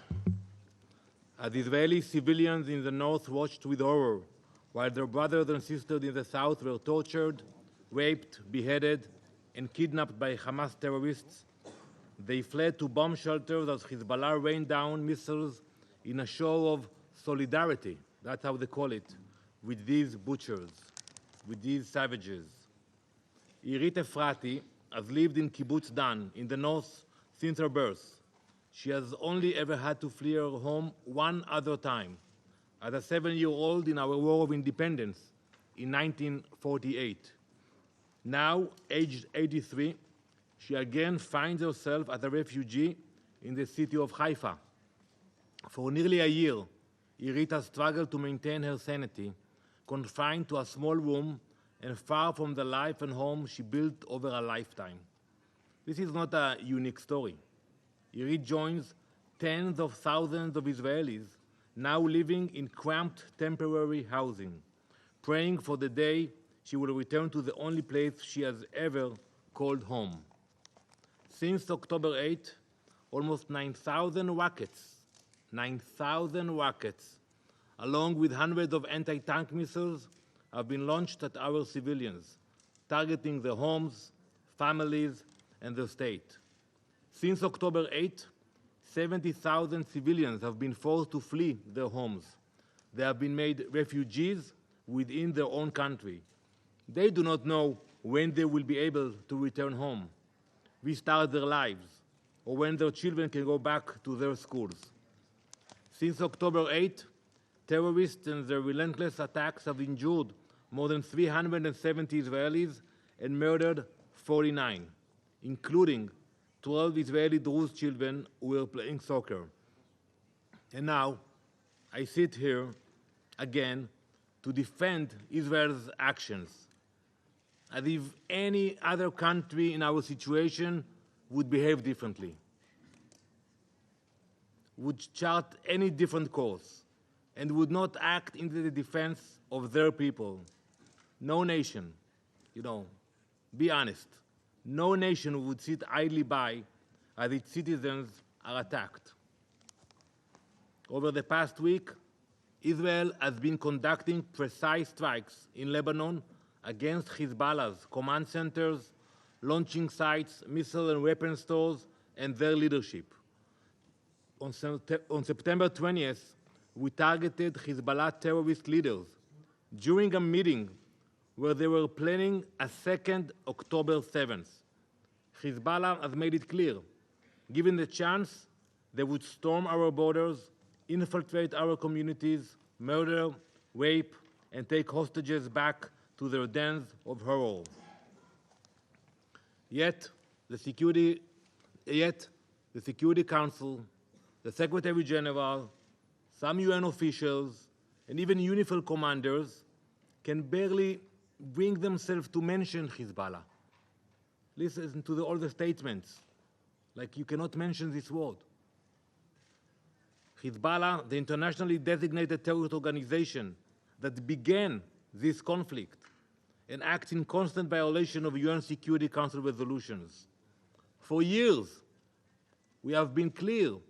We fully support Resolution 1701, like the Prime Minister just mentioned.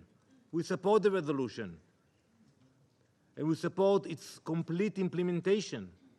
For years, we have sounded the alarm over Hezbollah's blatant violations. For years, we have provided undeniable evidence of their military buildup, yet our warnings have been ignored. The time for half measures is over. Resolution 1701 must be enforced in full, without delay. And I remind you, it says that the Lebanese army will be on the border with Israel, not Hezbollah. Perhaps some of you have forgotten how this started and why we must defend ourselves, but we have not. And I make this declaration here today to remove any doubt. Never again will the Jewish people hide from the monsters whose purpose in life is to murder Jews. Never again will we provide the benefit of the doubt to those who declare their intention to murder Jews. When they tell us and show us who they are, we will believe them. We will take all necessary steps within our rights and in accordance with international law to neutralize that threat. Israel does not seek a full-scale war. We have made our desire for peace clear to all those who are not blinded by hatred and political agendas. However, Israel is under attack. In the last 24 hours, northern and central Israel have faced a new wave of relentless attacks, with over 150 rockets launched deep into Israeli territory, into areas that are home to 1.5 million Israelis. These strikes have injured civilians and destroyed homes in communities like Tzfat and Rosh Pina. This morning, Hezbollah escalated their aggression, launching a surface-to-surface missile towards Tel Aviv. At the same time, Iran's other proxy, the Islamic resistance in Iraq, one of many in the Middle East, has claimed responsibility for UAV and cruise missile attack on our northern and eastern regions. Yet, many continue to remain silent on Hezbollah's crimes. further emboldening Iran's terror proxies to continue their attacks. They are not discriminating based on race or creed. Nazareth, an important northern Israeli city with a population of 70% Muslim and 30% Christian, the hometown of Jesus himself, was showered with rockets just a few nights ago. Not only does Hezbollah target civilians, but they also continue to hide behind them. Israel has uncovered clear evidence that Hezbollah is using civilian homes as storage and launch sites for their missiles. They are homes where families live. They use the basement, they use the rooftop to put the rockets, and they force people to stay in the houses. These are homes where children sleep. They exploit the very people they claim to represent, putting both Israeli and Lebanese civilians in the line of fire. Worse still, they fire from positions near UNIFIL posts, recklessly endangering peacekeepers from across the world. This is not just a war against Israel. It is a war against humanity, waged by Iran's proxies. They hold the people of Lebanon hostage. We know that. Using their homes as shields for their rockets, pushing the entire region to the brink of destruction. We cannot accept these conditions. We will not let Iran's terrorist proxies dictate how Israelis can live their lives. We will not let our north become a war zone. Mr. President, every representative here knows which entity is behind it, orchestrating this situation. It is the regime that has placed a countdown clock in the center of their capital, counting the days until our destruction. I haven't been to Tehran, but if you go there, you will see that clock ticking. The Islamic regime of Iran is the driving force behind the rockets that have been launched at our communities for almost a year, the driving force behind Hezbollah's aggression, and the driving force behind the instability sweeping our region. At the head of the terrorist snake, Iran has spread its venom against innocent Israeli civilians, from the Houthis in Yemen attempting to strangle global trade, to Hezbollah's rocket barrage, from Hamas's practice of rape and kidnapping, to the Shia militias in Syria and Iraq targeting Western personnel. We all know the Ayatollah stands behind it all. Every missile fired by Hezbollah, every drone launched by Iranian proxies, every act of terror on foreign soil traces back to one source, the Islamic regime of Iran. It is the spider at the center of this web of violence, and we have to fight this web of violence. There can be no peace in the region until we dismantle this threat. Esteemed colleagues, there is a clear path of action for this Council if it truly wishes to avoid escalation. Demand the immediate implementation of Resolution 1701. Designate Hezbollah and the Islamic Revolutionary Guard Corps as a terrorist organization. And finally, stop casting blame on the side defending its citizens. Instead, find the courage to once and for all name and condemn the true aggressor responsible for igniting this cycle of violence. I thank you, Mr. President. I thank the representative of Israel for their statement. I now give the floor to His Excellency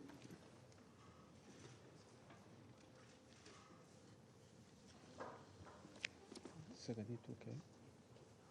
He's here.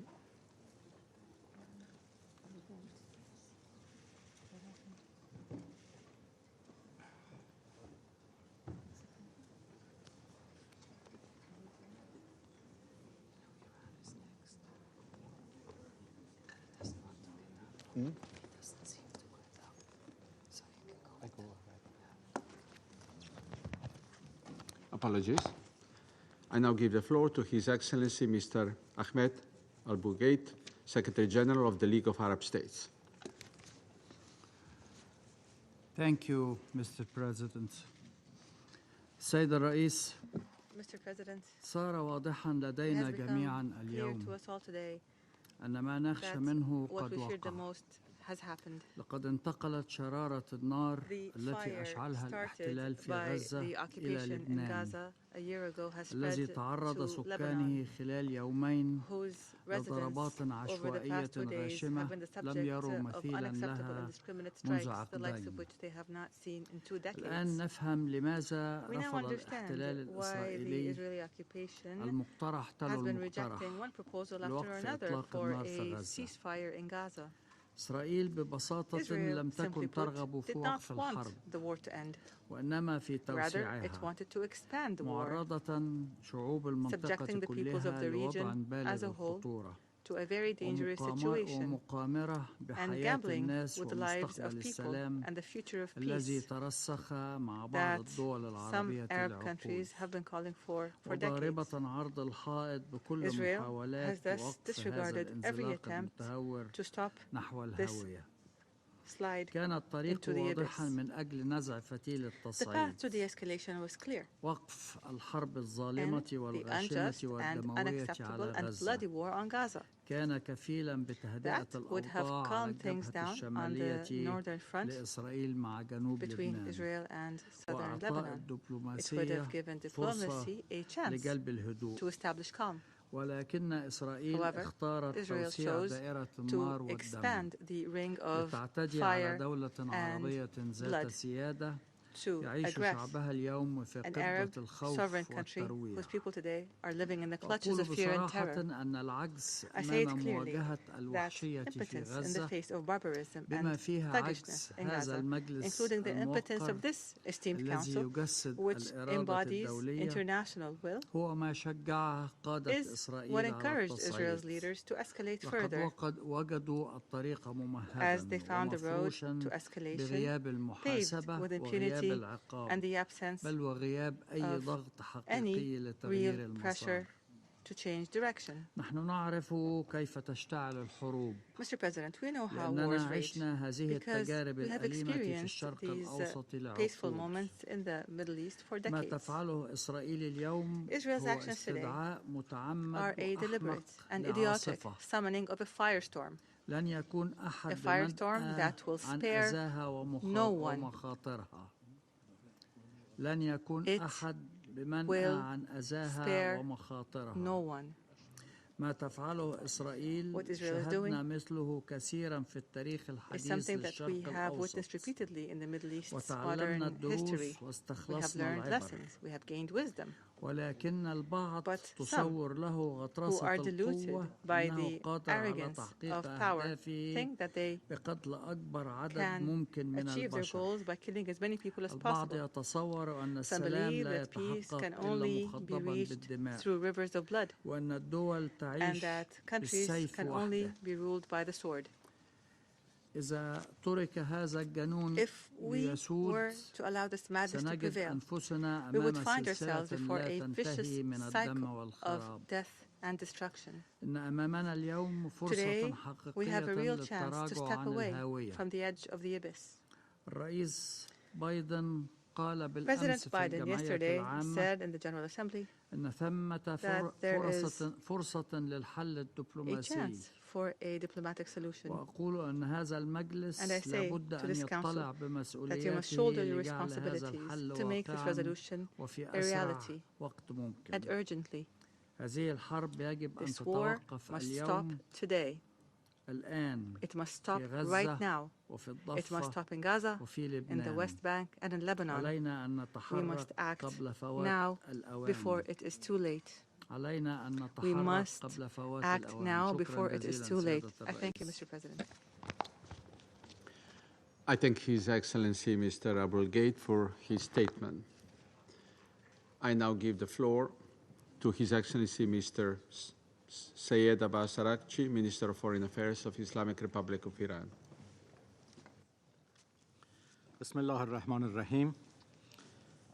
Thank you, Mr. President, for convening this urgent meeting to address the ongoing Israeli aggression against Lebanon. We welcome the presence of His Excellency Prime Minister Najib Azmi Miqati and express the full solidarity and support of the Iranian people for Lebanon in its heroic defense against the aggression and atrocity of the terrorist entity of Israel. Mr. President, distinguished delegates, the situation in the region is extremely explosive, and if left unchecked, an all-out unprecedented catastrophe would be inevitable. In continuation of its brutality in occupied Palestine, the apartheid occupying regime of Israel is now waging an unjust war of aggression against Lebanon and targeting innocent people across the border and deep inside the territory. This aggression, which has claimed the precious lives and limbs of thousands of innocent people, including women and children, is not just a tragic consequence of an imposed war. It is rather a calculated tactic by Israel to terrorize an entire population and force them out of their homeland. Furthermore, the deliberate and indiscriminate targeting of civilians in Lebanon by detonating pagers, walkie-talkies, and other electronic devices used by rank-and-file citizens across the country must sound the alarm for the entire international community, since this is the most outrageous manifestation of the weaponization of ordinary communication devices. This new version of terrorism must be profoundly condemned by all. Otherwise, it would be established a very dangerous precedent that could be easily replicated by other terrorist groups and entities beside Israel. It is a shame that the Security Council was not allowed by the United States to issue a simple press statement in condemnation of this mass terror.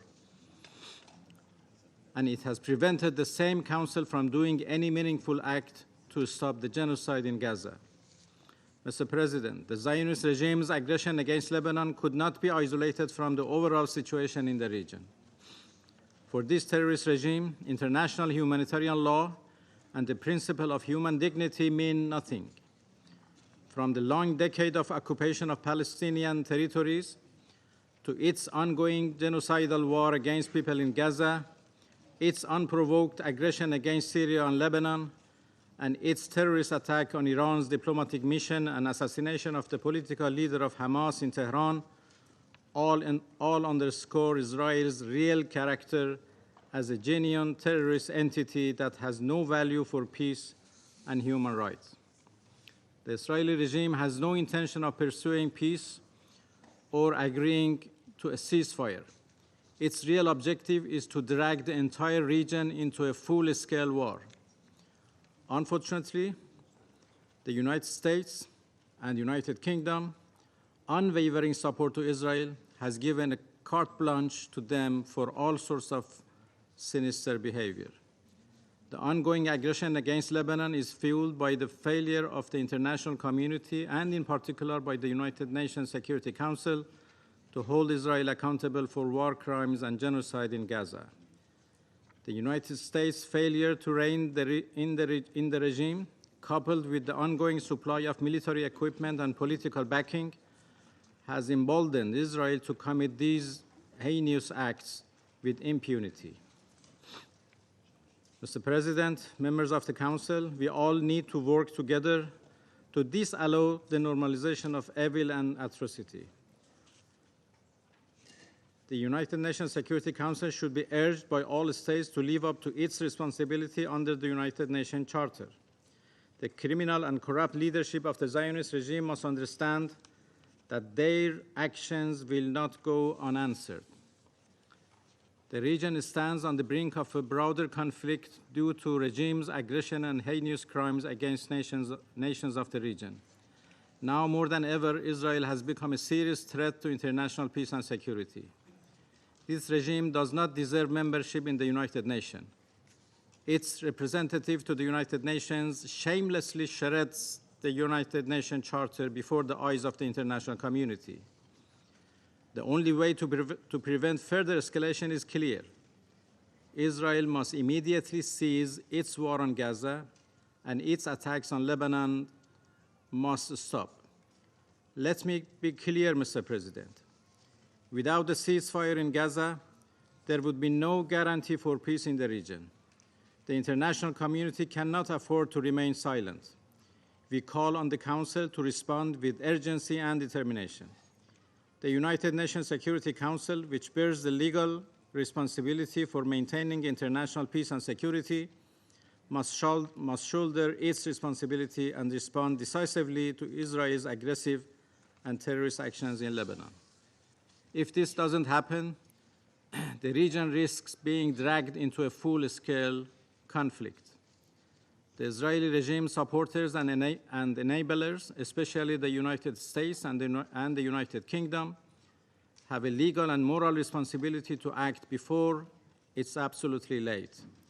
The atrocity, crimes, and genocide committed by the occupying apartheid regime must not go unpunished, as impunity has been emboldening the regime to persist in its patterns of war crimes, crimes against humanity, and genocide. The world is watching, and history will judge this Council by the actions it takes or fails to take today. Thank you. I thank His Excellency Mr. Aranci for his statement. I now give the floor to His Excellency Mr. Badr Ahmed Mohamed Abdelati, Minister for Foreign Affairs, Immigration and Egyptian Expatriates of Egypt. شكرا سيادة الرئيس السيدات والسادة. Thank you, Mr. President, ladies and gentlemen. What we are witnessing in Lebanon today is a full-blown aggression and a blatant violation of the sovereignty of a country that is a founding member of the United Nations. It is an aggression that has killed hundreds and injured thousands and caused the forced displacement of tens of thousands of Lebanese citizens. This has been done with complete disregard to the Charter of the United Nations and in violation of international law and international humanitarian law. على أن المأساة التي يعيشها لبنان الآن والتي نجتمع اليوم لوقفها ليست منزوعة السياق فهي نتيجة لا مفر منها للعجز المخزي لمجلس الأمن عن الاطلاع بمسؤوليته لوقف الحرب الدائرة رحاها منذ عام كامل في قطاع غزة. لقد حذرنا في مصر مرارا وتكرارا من أن استمرار الحرب في قطاع غزة ينذر باتساعها إلى ساحات إقليمية أخرى وبتهديد السلم والأمن الدوليين في كامل منطقة الشرق الأوسط. ولنقولها بمنتهى الصراحة فما شاهدناه على مدار عام كامل في غزة وما نشاهده الآن في لبنان مرشح للتمدد لساحات أخرى في المنطقة ما لم يقم المجتمع الدولي بمسؤوليته لوضع حد لآلة القتل والتدمير ولن تجدي معه الحلول الجزئية وسياسة المسكنات المؤقتة. سيادة الرئيس، لم يعد مقبولا الاستمرار في عدم التطبيق الكامل لقرار مجلس الأمن رقم 1701 بشكل شامل وغير انتقائي وبدون تمييز بين الأطراف المخاطبة بالقرار وأن يتم الوقف الفوري وغير المشروط للانتهاكات المستمرة لسيادة الأراضي والأجواء اللبنانية. غير أن عودة الاستقرار الكامل لمنطقة الشرق الأوسط مرهون أساساً وقبل كل شيء بالتطبيق الكامل والفوري لقرار مجلس الأمن رقم 2735 ووقف الحرب العدوانية على قطاع غزة. فهي الصراع الأساسي الذي انبثقت عنه كل التوترات التي نشهدها حاليا في المنطقة برمتها وبدون وقف حمام الدم المستمر منذ عام في غزة سنبقى في دائرة المسكنات والهدن المؤقتة التي لا تلبث أن تنهار. الشرق الأوسط الآن أمام منعطف خطير وتهديد حقيقي فإما وقف شامل لكل أشكال We either fully stop all forms of aggression and hostilities in all arenas, or we face more collapse and a rapid expansion of the circle of conflict in a region that can no longer tolerate more destruction. This is our responsibility, and I hope that the Security Council meeting today will be able to rise to the level of this responsibility so that we can put an end to this unjustifiable and unacceptable catastrophe that Lebanon is living. I thank you. I thank His Excellency Mr. Abdelati for his statement. I now give the floor to His Excellency Mr. Bassam Sabag, Minister of Foreign Affairs and Expatriates of the Syrian Arab Republic. شكرا سيد الرئيس. سيدات والسادة، لقد عقد مجلس الأمن قبل أيام معدودة جلسة طارئة للتعامل مع الهجوم الإرهابي الاستيطاني الإسرائيلي على اللبنانيين والذي أدى لاستشهاد عشرات المدنيين وإصابة الآلاف غيرهم بجروح خطيرة وذلك عبر قيام كيان الاحتلال بتحويل أجهزة مدنية إلى أدوات للقتل الجماعي. إن عدم اتخاذ هذا المجلس لأي إجراء لردع إسرائيل قد شجعها على تصعيد عدوانها على لبنان الشقيق، حيث تواصل إسرائيل منذ عدة أيام قصفها الهمجي العنيف الذي لم يستثني البشر والحجر، كما لم يوفر منزلا أو مشفى أو مدرسة إلا واستهدفها، مما أسفر عن استشهاد المئات من المدنيين.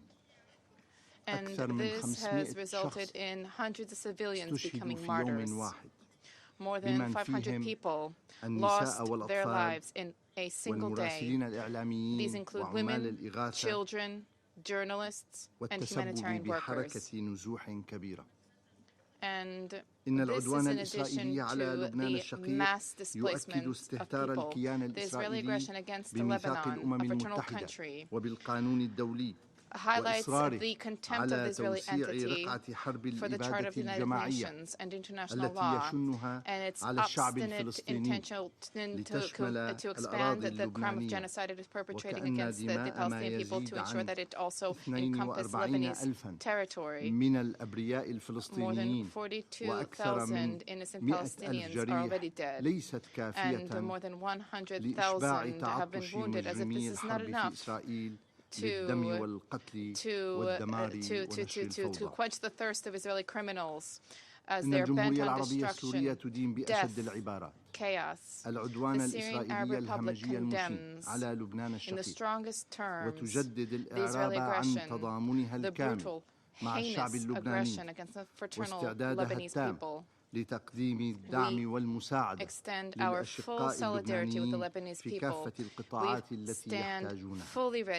تشدد سوريا على وجوب تحرك مجلس الأمن الفوري والعاجل الآن وليس غدا لإدانة العدوان الإسرائيلي المتعدد الأوجه ووقف آلة القتل والتدمير ومنع إسرائيل من إشعال حرب شاملة في المنطقة عبر توسيع رقعة عدوانها، وهو الأمر الذي حذرنا منه نحن وغيرنا من الدول مرارا وتكرارا لتجنب ما يمكن أن يحدثه من تداعيات خطيرة على السلم والأمن في المنطقة الشرق الأوسط والعالم. سيد الرئيس، إن الحرب العدوانية الإسرائيلية على الشعب الفلسطيني التي قاربت على العام قد ترافقت أيضا مع اعتداءات ممنهجة ومتكررة على سوريا، حيث استهدفت قوات الاحتلال الإسرائيلي بالصواريخ مناطق عديدة في سوريا، أدت لارتقاء العديد من الضحايا المدنيين وجرح الكثير غيرهم، وإيقاع أضرار في البنى التحتية والمنشآت الحيوية المدنية والأبنية السكنية، to infrastructure and critical infrastructure as well as civilians and residential home buildings and even diplomatic premises have been damaged. Syria, like most member states of the United Nations, called for an end to be brought to this aggression, for an end to be brought to these violations, these ongoing violations against Syrian sovereignty, including the occupation of the Syrian Arab Golan, which has been ongoing since 1967. The Syrian Arab Republic is of the view that the ongoing brutal aggression is the barbaric aggression by the Israeli entity against the Palestinian, Syrian, Lebanese people could not have taken place without the boundless, unlimited support delivered by the United States to that entity, including in terms of impunity, which makes the United States complicit in this aggression. The Syrian Arab Republic calls upon the Security Council to end its paralysis, to act immediately, to implement the resolutions of the Security Council related to the Syrian to the conflict, specifically to Resolution 242, 338, and 497. We reaffirm the fact that the region can only achieve peace and stability if there's an end brought to the Israeli occupation of all occupied Arab lands in Palestine, Syria, and Lebanon. Thank you, Mr. President. I thank His Excellency Mr. Sabag for his statement. I now give the floor to His Excellency Mr. Joseph Borrell Fontelles, High Representative of the European Union for Foreign Affairs and Security Policy and Vice President of the European Commission. Le Président, nous parlons d'une région au monde. We are talking about a region in the world. Nous parlons d'une région au monde où les pires généralement where the worst is generally vrai. Certain, clear. So I would first and foremost to express my deepest sympathy for the Lebanese people who have clearly for a long time been hostage from a conflict that they don't deserve and which is far beyond them. We all know the tragic situation on recent months.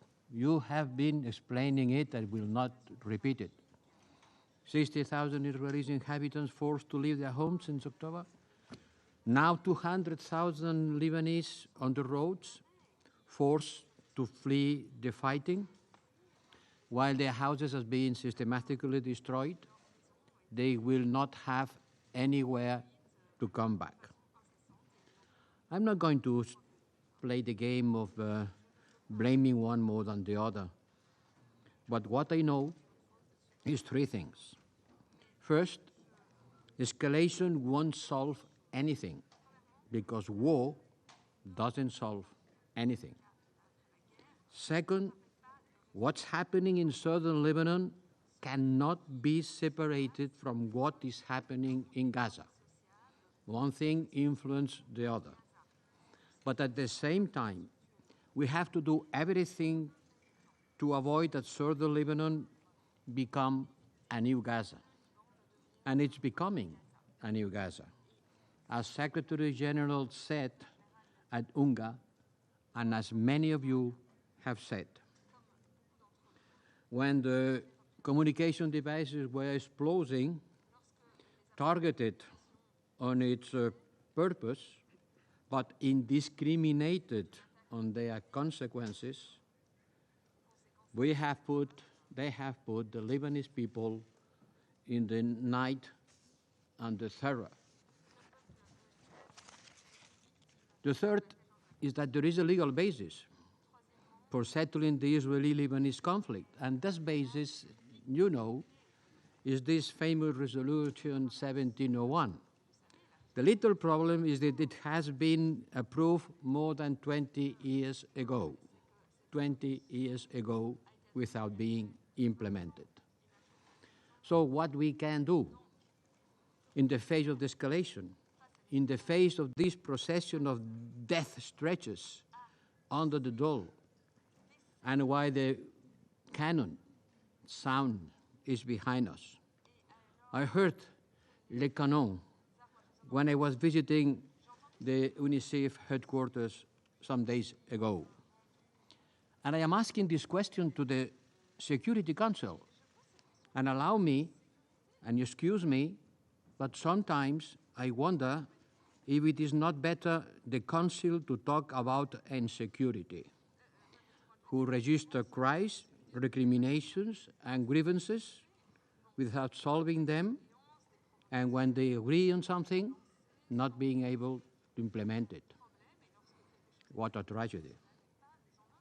So now it's up to all of us to do something for a ceasefire along the blue line, so the instinct for life can take precedence over the instinct for death, so that the terrible fatalism that is ours today in the face of so much horror can be overcome. Before coming here, I had the opportunity to speak with the families of Israeli hostages held by Hamas, still almost 1 year. So I know how this tragic situation is affecting everyone, Palestinians, Israelis, and now Lebanese. And I saw some days ago in the Rafah border, by the way, closed. Once again, listening the canyon, how the tragic situation in Gaza called our conscience. So please, let's try to call unanimously for the suspension of hostilities along the blue line and the implementation of this famous resolution 1701. What else can we do? At least let's agree on that and try to make it implemented. Let's call for restraint to avoid the trap of fatality, the one that would have us believe that there is nothing to be done. Yes, something has to be done. That's the only thing I can do. But naming things is essential. You have to put a name to the things, because refusing to name things only adds to the world's tragedy. Thank you. I thank His Excellency Mr. Borrell Fonteles for his statement. There are no more names inscribed on the list of speakers. The meeting is adjourned.